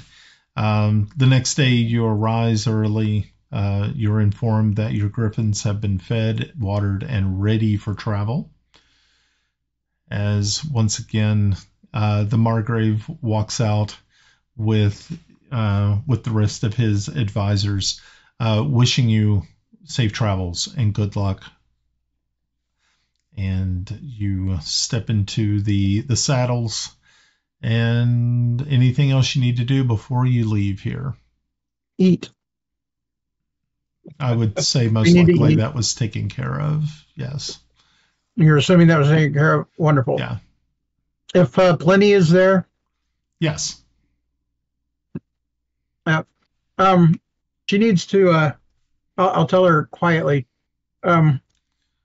Reach out to Vitram. She looks. She doesn't really seem to know the name, being that she is not a Pellic regular. She was a Chage regular, but she marks it down in a small book that she carries with her, and says, "I will seek out this person. Thank you." John Zohair will make the introduction, I believe. She looks over and says, "You know," and he just says, "Yes, yes, mistress. I definitely know who he is. I will make sure that an appropriate time and place is set for you to meet with this gentleman." Thank you both. Okay. So off you go into the Wild Blue Yonder, as they say, and you start making your way north. You're going to be heading north, trying to skirt around the Ket border, making your way closer to, I think if the map is correct, I think you'd probably fly a little over the Vespi to get to where you're going, but I'd have to pull my map up here real quick. Are we getting the gems and money first? That's where you're heading, I believe, right? Is she that far over? I thought we were. No. I'll go wherever the money is. Go wherever the money is. Okay, the money. The money. Let me see exactly. Let me take a look at my map here real quick.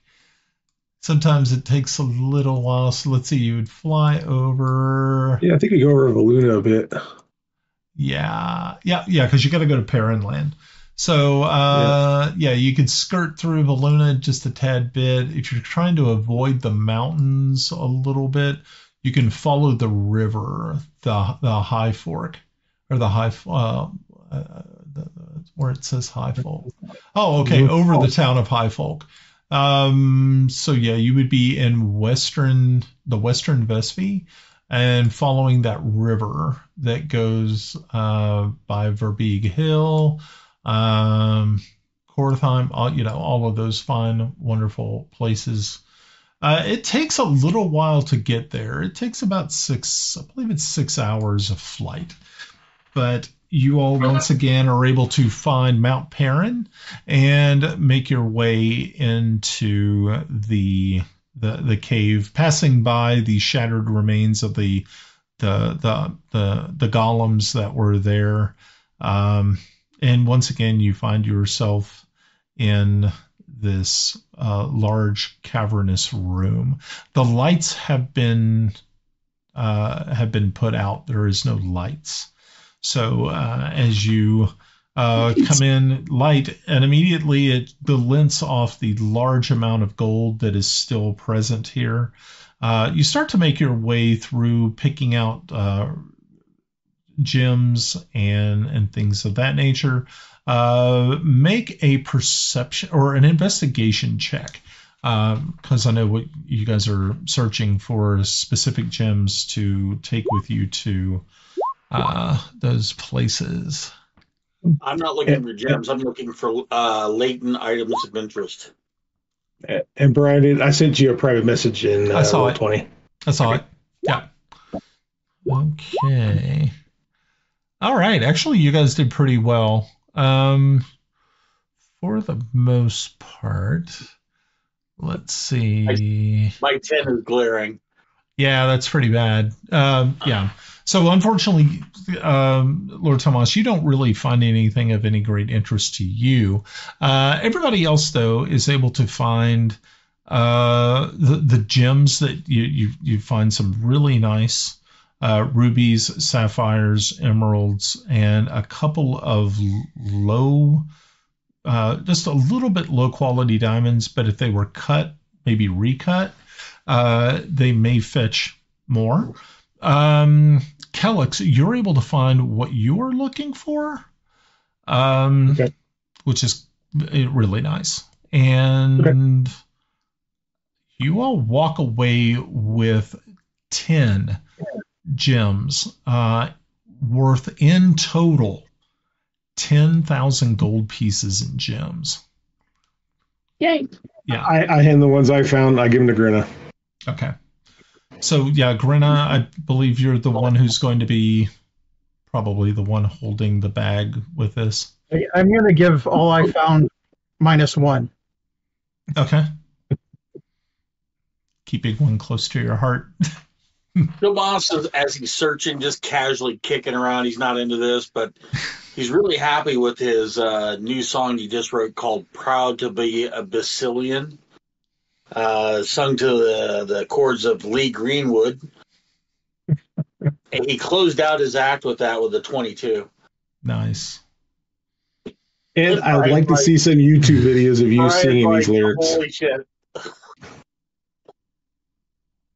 It's beautiful. Yeah, it's beautiful. It's just absolutely wonderful. Okay, so was that all that you wanted to do here? I'm going to pick up some gold. Okay. So Stuff in my pocket. Okay, so yeah, you're able to pick up probably about another 35 gold pieces just offhand. I'm no longer hungry. I'm gonna start picking them up. Okay. Alrighty, so you all head back out to your griffins, and I believe your next stop is it Celene? Can we find them something to eat first before we go? It's been a long day. Yeah, you'll probably need to find them something. We'll go down into the Vespi maybe and see if we can find. Why are you trying to do so hard? Why are you trying to get into the Vespi so hard? Well, that's a blunt question. Why are you doing this?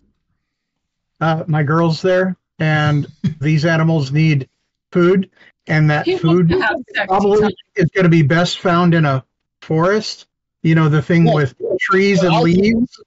But I can get everybody. I can get us back to Evastat instantaneously. Yeah, but you see, these need to be returned.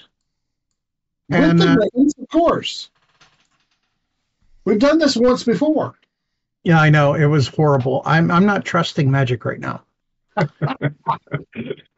the griffins and take let's them go home. to the Vespi. Yeah, let's feed the griffins. Just down the hill. They deserve it. Okay, so I gather you were going to fly to Amarillo instead? No, I'm going to the Vespi into the woods. I just was giving him the gluttonous right now. Okay, fine.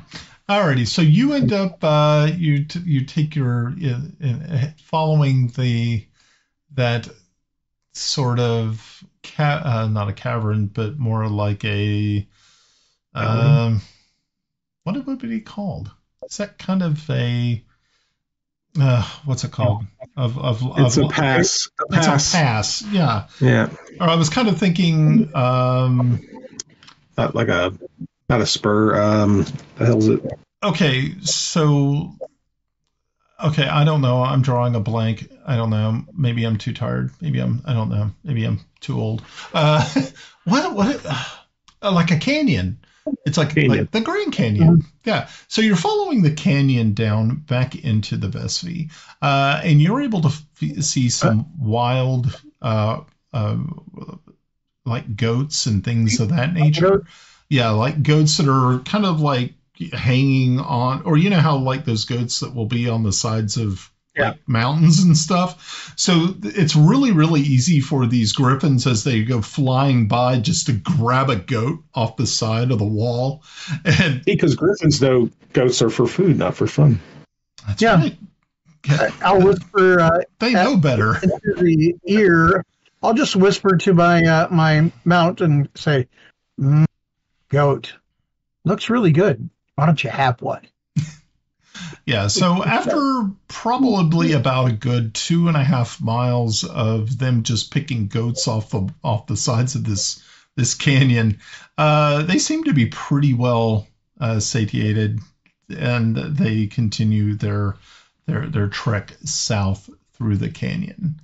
Let's see, it's going to take a little bit longer to get to, actually not much longer, probably about 7 or 8 hours to get to Celene. So by the time you finally make it back to Celene, it is early evening.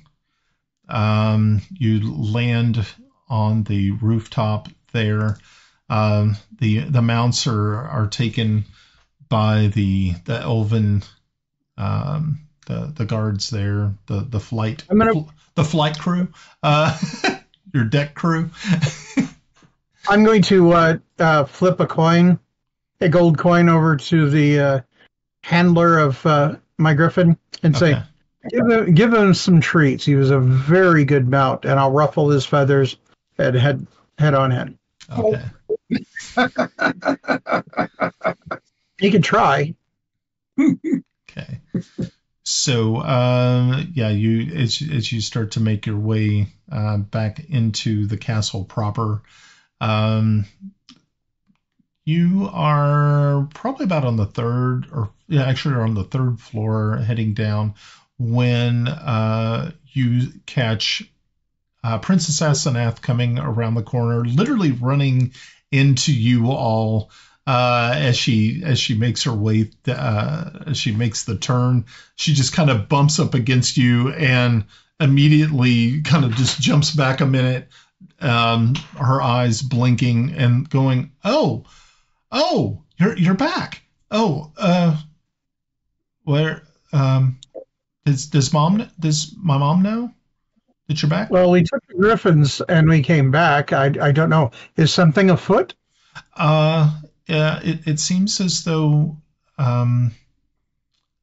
it seems that Sentisha has done something. I'm not really too sure. Mother hasn't told me about it yet, but Melda and her and Val have been kind of locked in the throne room for the last 2 hours. So I just want Escort us, please. Yeah, of course. And so Quickly. she heads down. She takes you guys down. Now you can see that there are guards, heavy amounts of guards on the floor, and you see as they are moving around. Shira comes through the front door of the, and she looks livid. You've never seen her look angry before. As she immediately grabs Asenath by one of her ears, and you hear Asenath sort of squeal out in pain, and she said, and Shira says, "Where have you been? Your mother is worried sick." And Asenath, of course, is just petrified. Shira looks up at you all and says, "Oh, you're back. This is good." What's going on? Well, it seems as though we have. It's probably better if we talk with Yolanda. Okay. So please, you done?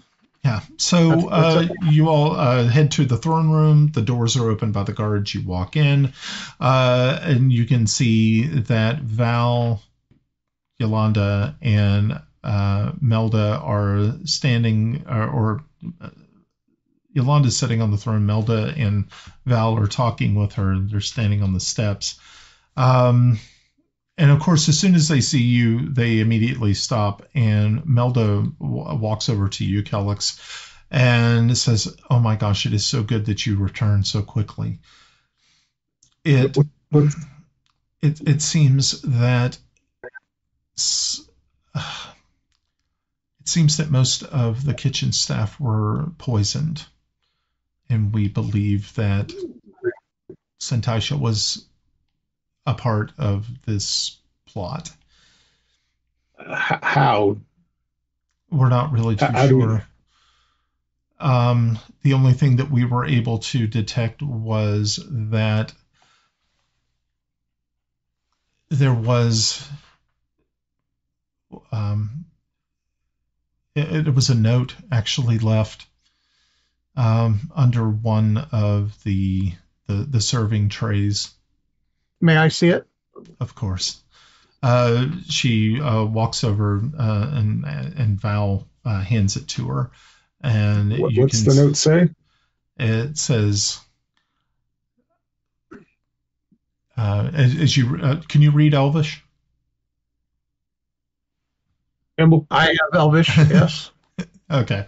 So Timble, you take a look at it, and it says, "Prepare for the new queen."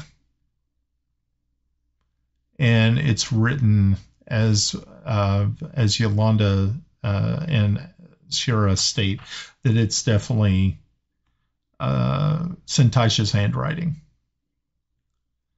I thought she was in.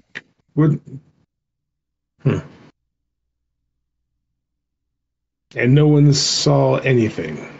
No. We were just informed that the for bringing the young princess back from what the hell is that? Zeif. In bringing her back, there have been assassins sent to, well, kill us.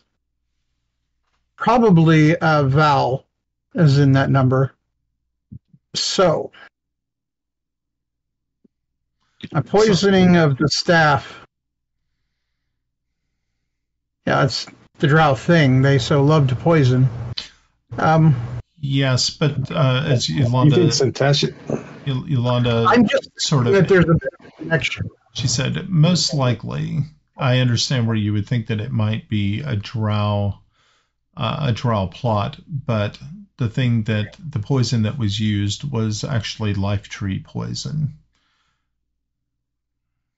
Something that the drow would not have access to. Yeah. Well, but she has access to it, and man, Actually, that seems like exactly what they would do. Is they would have access to a poison that they didn't seem to have access to. Well, I think that maybe the witch in the desert there. We've seen so much that seems connected. I just can't believe that they're not. I may be foolish. I may be dreaming, but we have Use, I think, moving in the world, and if that's the right god that we're thinking of, I don't Use. Use, yeah. Is moving towards, I don't know, destruction, conquest, whatever you want to call it, and the time is counting down for us to be on the opposite shores. I can't help but believe that they are not connected. They have to be. Probably. So, and this is a Pav question. Wasn't she under custody, or did she escape? She escaped.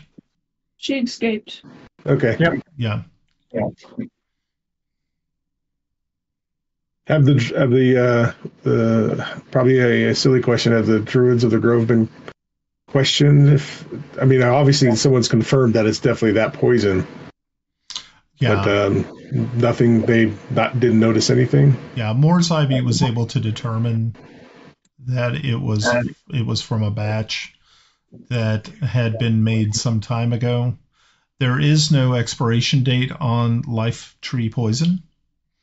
So who knows when it was actually extracted and placed into vials. But unfortunately, they lost 7 people. And sorry to hear your loss. I do reckon that this is the second poison attempt that's happened. I don't know if druids have the ability, but I recommend that before you eat, Your Majesty, and as your family, is maybe have Shira cast purify food and drink before partaking. Yes, in the future. Yes, we've definitely taken that as a new precaution. Yes, it's very, very disturbing that she would stoop to such a cowardly an attack of this nature. But that's what the drow do. But just let it cowardly. Yeah, just let it be known that everyone is fine, other than, of course, those that we'd lost. But the royal family, of course, is resolute and will not be deterred from doing what we must. So I'm glad to see that you've returned. This is Yolanda speaking to you, and she said so. So I take it that you are ready for your trip. I think we're near that, but good. The assassins that have been sent, just that idea worries me greatly. I worry greatly for my friend Val. I do not wish anything to happen to him. I'm feeling an urge to stay here and watch things, but I can't. But I want to know want you to know that were I able, I would be with you. She says, we do appreciate that, but we also understand that you have a very pressing matter that needs to be taken care of. Yeah. Yes. So, is there anything that we can do for you before you leave? Your Majesty, there is something I wish to discuss with you in private. Of course. Shira walks over to you and says, will you be journeying through the stones that Bartholomew is guarding? I believe that is our intent. Then you will be happy to know that I can get you there very quickly. We shall tree stride. I hope that will be acceptable. That'd be fun. There we go. Yeah, when do we want to go? Let's get this over with so we can get back. Get mad at me.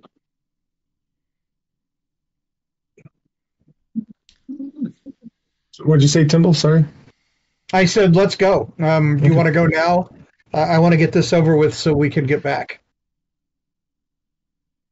Agreed. Sorry, Your Majesty. I feel that this is a matter we need to take care of quickly. So, yep, when everybody's ready. Where are we going? Into the wild! The FeyWild. Yes. Okay.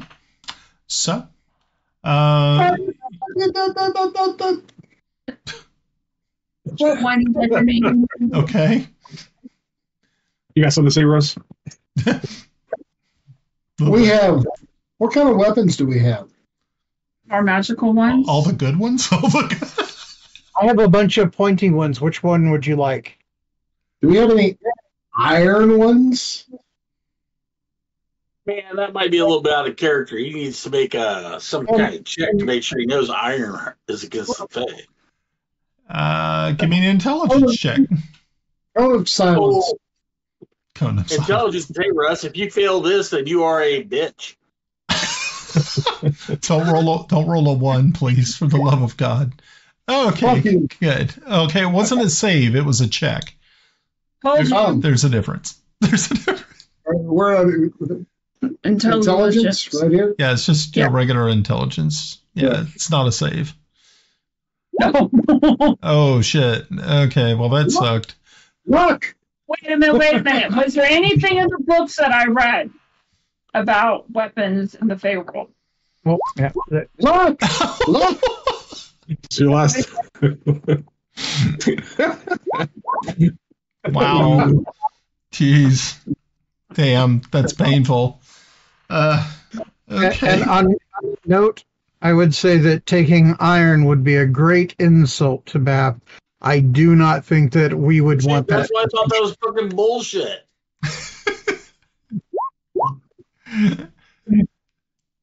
Wisdom save. Okay, so, all right. Are we ready? Let's go. Okay, so Shira escorts you out to the courtyard where there is a very large, looks like a large maple. And she reaches over, touches the maple, and it splits. And as it splits, it looks as though it's some sort of like a greenish light is pouring from it. And she says, "After you."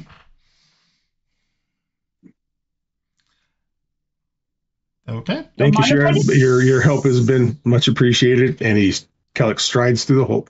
Okay. So you step through. Lord Ambassador Waverly puts himself on mute so he doesn't say something stupid. Okay. So the rest of you, I guess, are walking through the portal in the tree. That implies that he says stuff that's not stupid. Okay. That doesn't happen very often. I stride right through. Okay. So And we're off like a turd of hurdles. okay.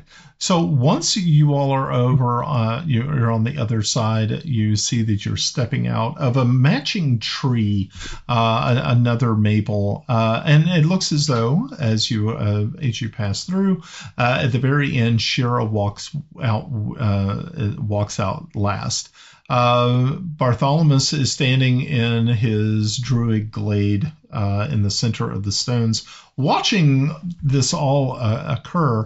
But as soon as he sees that Shira is with you, he immediately bows in reverence and comes in and greets you all and Shira. And he says, you're the highest druid. Welcome to my grove. I am glad to see you once again. And he, in turn, looks at each of you and says, welcome back. I recognize at least a few of you.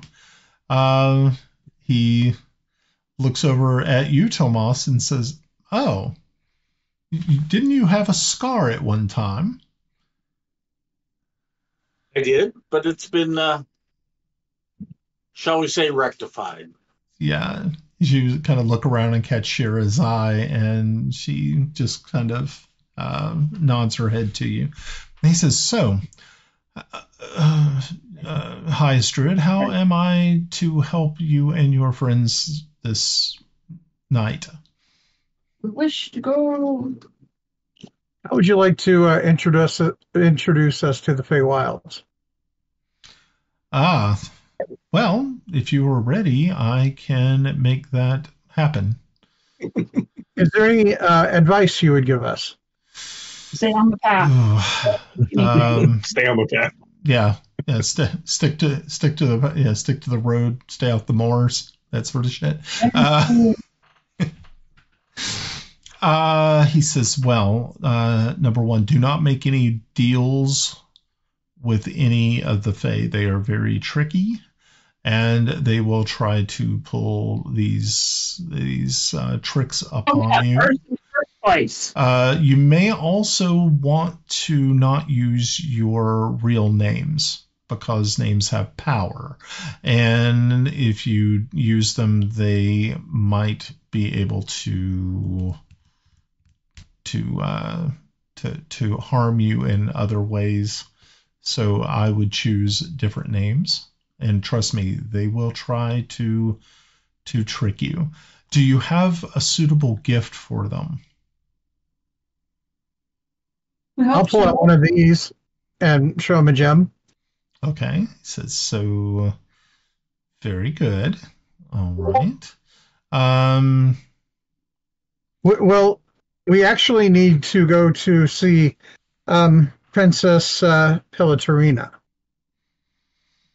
Okay, so we're deep in the weeds.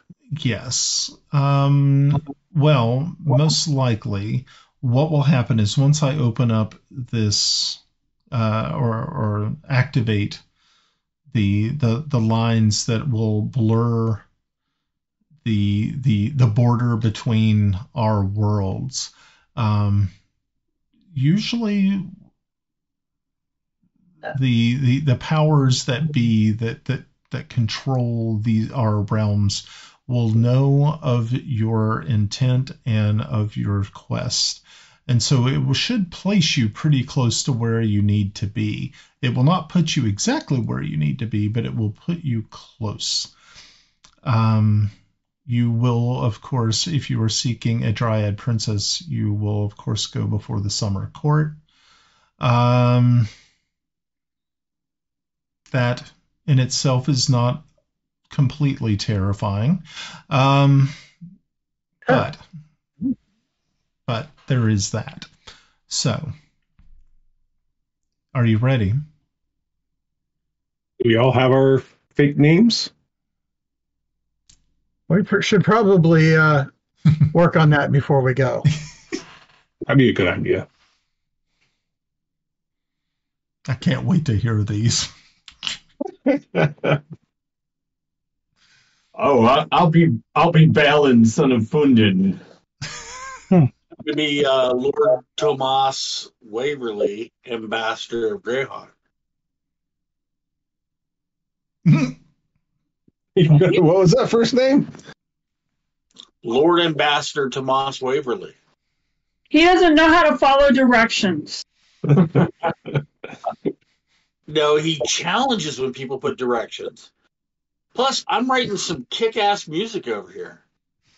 That's Good. good. Offering So- to them. Kelex will be Sir Thalian Everbright. Never going to remember that. Thalian Everbright? Just call me Thal. Alien. What if I want to be Sir Tomas Waverly? Just say goatee. Well, then we'll have to do they'll have to do a perception check, tell who the real Sir Tomas Waverly is. Or How you about could be his twin brother. Oh, you can be Tomas. Call him Thomas. Don't Timmy you be Waverly. You can be Thomas Waverly, and it'll confuse them. Who's who? Timmy Waverly. Little Timmy. I'm your little No, brother, actually- Timmy. I think the Thomas Waverly thing is funny because I've written that into my backstory for all along that people confuse me with him. Didn't I, Brian? It's true. That goes all the way back to the beginning. Once, Right. right after remember those right after title the thing. death of Toby. Okay. So if What's everybody- Toby's last name? What's that? What's Toby's last name? Wild Seed. How about Toby Tutman? Wild seed, you make my uterus breed. You make everything groovy. Agent of Chaos. Toby. Wild Seed. Cone of silence. By the way, Toby Wild Seed is off of Charlie Sheen, so just roll with that. Okay. Crumb cookie. Katrina crumb cookie. I'm just Toby. Crumb cookie. Crumb cookie. Okay. So good. Now that you have your names picked, I hope. So Bartholomew turns and he starts to chant in in the druidic tongue. Behind you, you hear Shira also starts to as a chorus. They both continue as they are doing so. The stones that are around you, there are 7 stones total. It almost kind of looks a lot like a Stonehenge sort of deal. They start to each one individually. Light seems to start pouring from them. Some is light green, some is lightish blue, some is silvery looking light. But the one stone in the center glows a bright reddish orange color. And he steps back, him and Shira step back, and they said, all you must do is to touch the stone. Good luck to you. I turn to Shira, I wave, and I run up to the stone. Touch Okay. it. So There's nothing Yarn, we come back. Timble, both of you Hopefully guys. it will just, be only a short few days and not a few months when he touches the stone. okay. So I guess everybody touches the stone. Oh, sure, why not? Okay. So as soon as you touch the stone, And our favorite. now, if you remember, it was nighttime, or getting very, very close to nighttime when you were in Celene. But where you find yourself once you reappear, it looks as to be the most strangest place you've ever seen. It looks to be a type of forest. The trees are vibrant, strange colors. The sky it's almost like an iridescent purplish blue. You don't really know where the light source is coming from. You don't see a sun or a star in the sky. It's just swirling purplish light. Do we have a shadow? Swirls over everything. Huh? Do we have a shadow? No, that's the one thing that just completely, there is no shadows, but as you are looking around, you can see that the plant life here isn't just weird colors. It also seems to be of weird shapes. And while there is no actual breeze that you can feel on your skin, you can see that these plants and these trees are actually moving. The branches, the grass seems to sway. And all the while that you're looking at this, you kind of feel that you can hear voices. Don't trust the foliage. Don't trust the foliage. But the one thing that you notice is, like I said, you're in kind of looking, you're in this forest, and you can see that you are on a path. There is a path that, of course, the path behind you and the path in front of you. But all the while. Perfect solution to this. Okay. Arcane eye. Okay. It's a floating eye that goes ahead of us. That's trip great. all Okay. All right. Very, very good. All right. So I am going to move you guys to the map. And then I'm also going to show the map to everybody else on. Okay, so here we go. And you guys you may have to zoom out a little bit to see yourselves. Hopefully everybody has vision. It should be set for light. So you should see it. Yeah, you should be able to see yourselves. Where are we? Oh, that's not me. That's not us. To the left. To the left. Oh, to the left. There he is. Okay. To the left. To the left. For the record, Brian, I don't know how time works here, but I waited about 5 minutes before I actually touched the stone. I was waiting for that. So he's not there. Okay, so let me move him off of the map. You saw it coming, didn't you?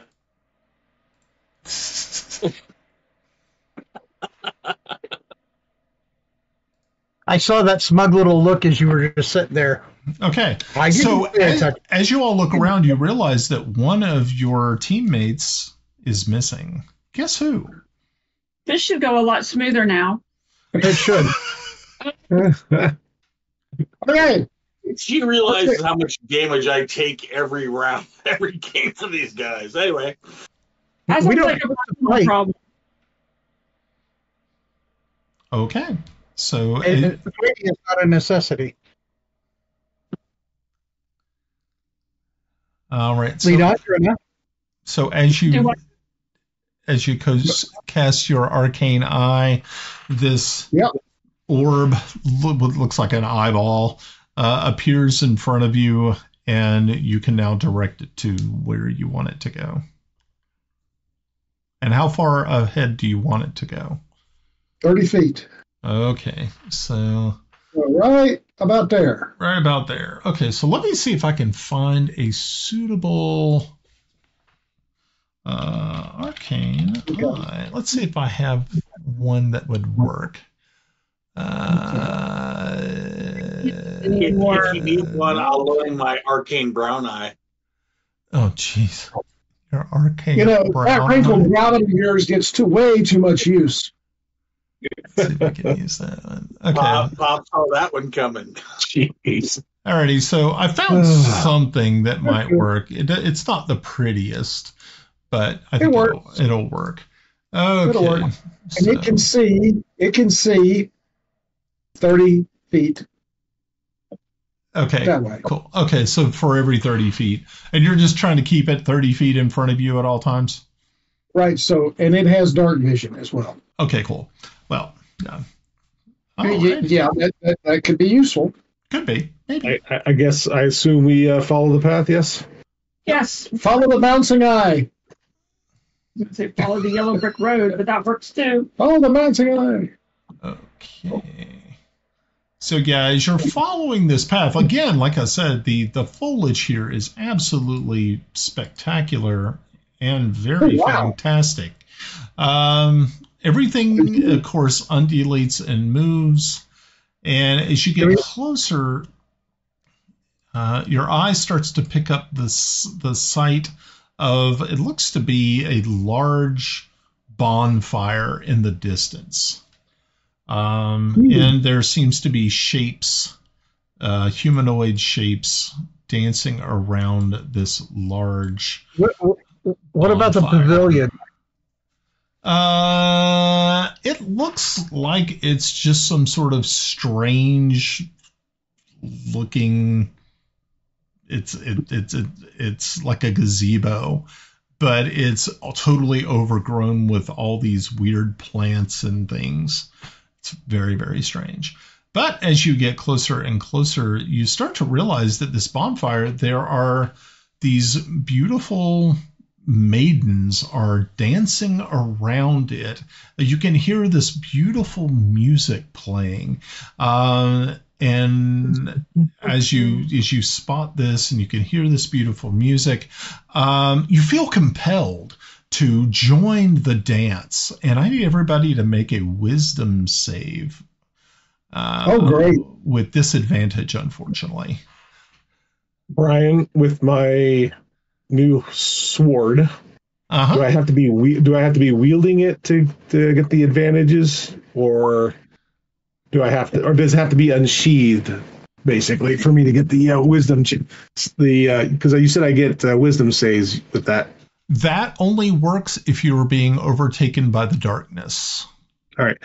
Also, and remind everybody, if you're within, because I have that aura, just real quick so I don't forget it. Dun dun dun dun dun dun dun dun dun dun dun. Give me a second. Okay, so I have both the aura devotion and the aura of protection.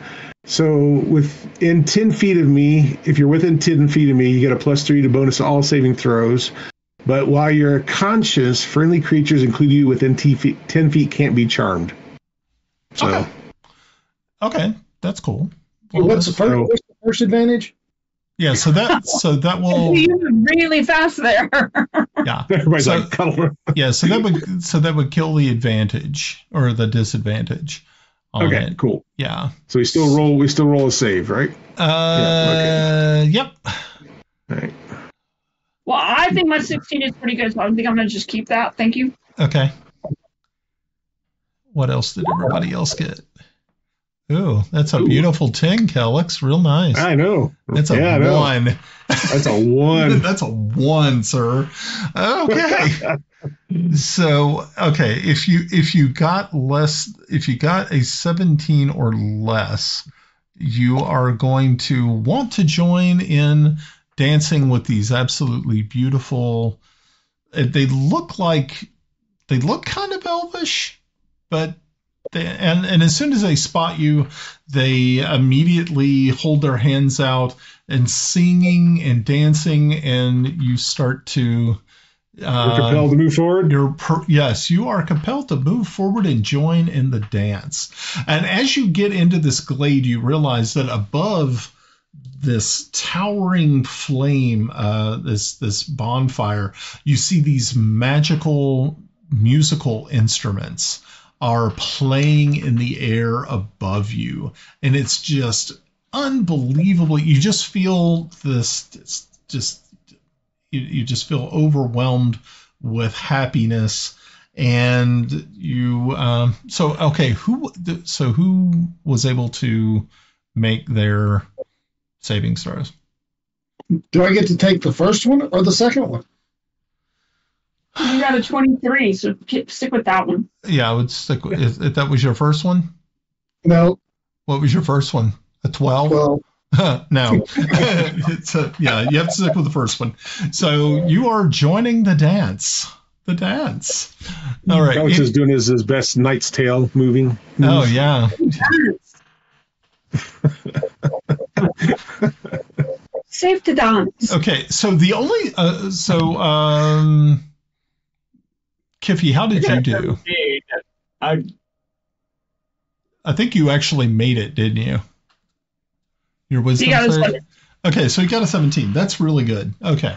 So you're the only one. So you're standing there next to Bubbles. Because Bubbles was unaffected completely by this, as the rest of them join in with the dance. And so now these beautiful elven creatures are dancing in a circle. They're holding your hands, and everything just seems just absolutely just beautiful. And then they start to laugh, and as they laugh, they start. It sounds like their voices start to change, and they are. Make sure to get everybody where they're. So everybody should be kind of between. If you're dancing, Timble, were you dancing also? Yeah, but I'm looking at my gnome cunning. I have advantage against magic, so I don't know if this is magic. But neither of my rolls, including the third one with luck, passed. So okay. So everyone is dancing, and you're holding hands with these creatures, except for Kiffi and Bubbles. And so, like I said, so Timble, not Timble, sorry, I'm just losing it. Kiffi, as you're watching all of this going down, just thinking how frivolous and stupid it seems, you start to notice that there is a change in these elvish creatures, and they seem to be getting taller. Their bodies are elongating. They are turning.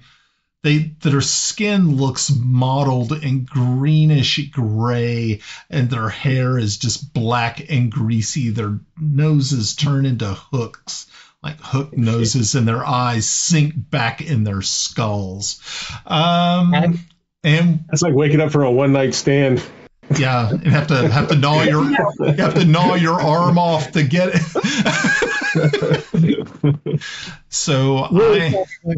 So I need everyone to make a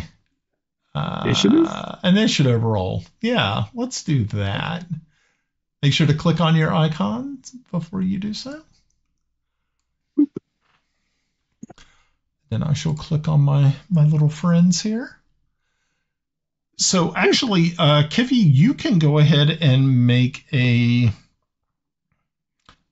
either a nature check or an arcane knowledge check to find out what these creatures are. Let me just have a look here. And Brian, remember, about 5 minutes after they touch the stone, I'm coming in. Okay. We'll see you in a week. Yep. Actually, no, time actually should be faster going this way than going the other way. So you're traveling to the future, and you didn't tell us about this? What's that? So if your calculations are correct. I'm coming in right about now. Again, if your calculations are correct. Right. So yeah, we'll have to figure the calculations are correct thing, because if you also remember, the time is different here, and it gets really weird. It gets kind of wobbly. We kind of weird here. I rolled a 16 on an intelligence check for calculations. Okay. That still doesn't mean they're correct. And how did you calculate that roll?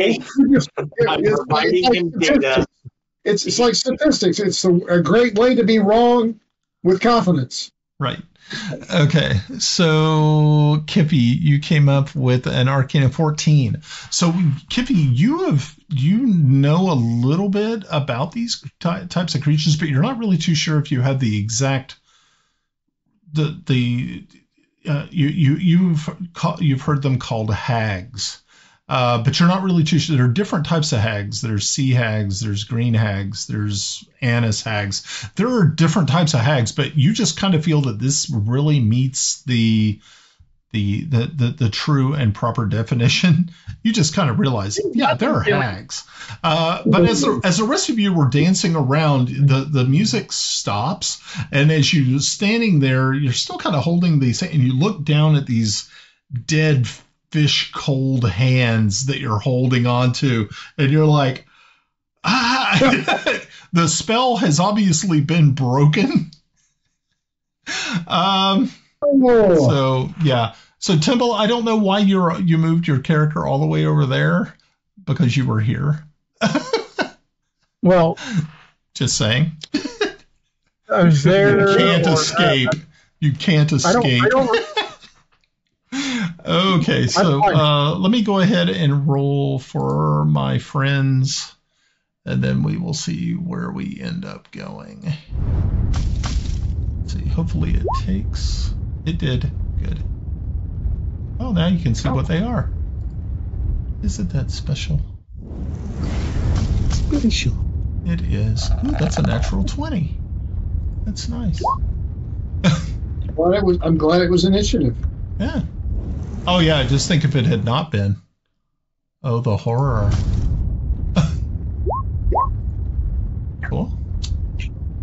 Next. Ooh, that one didn't roll well. That's okay. You guys will be happy. Next.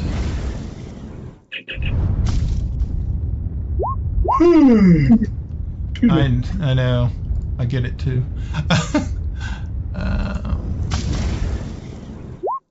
Dang.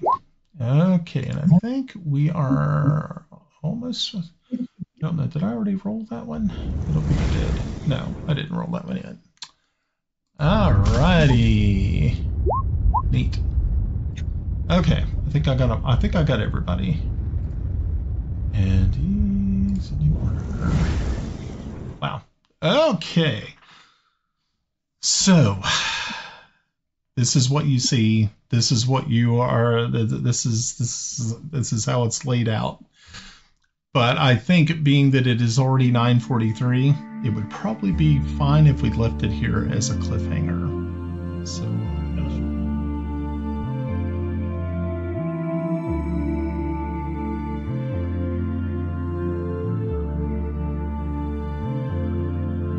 The Mystic Syndicate podcast is the creation of independent producer and host Brian Anderson. Our players are Ed as Sir Thomas Waverly, Mike G.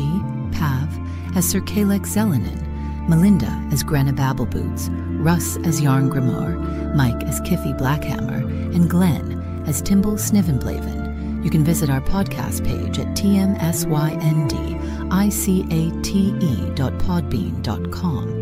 You can also leave a comment and subscribe to our X page at TMSYND. You can also watch our live shows on YouTube at www.youtube.com at The Mystic Syndicate 1473.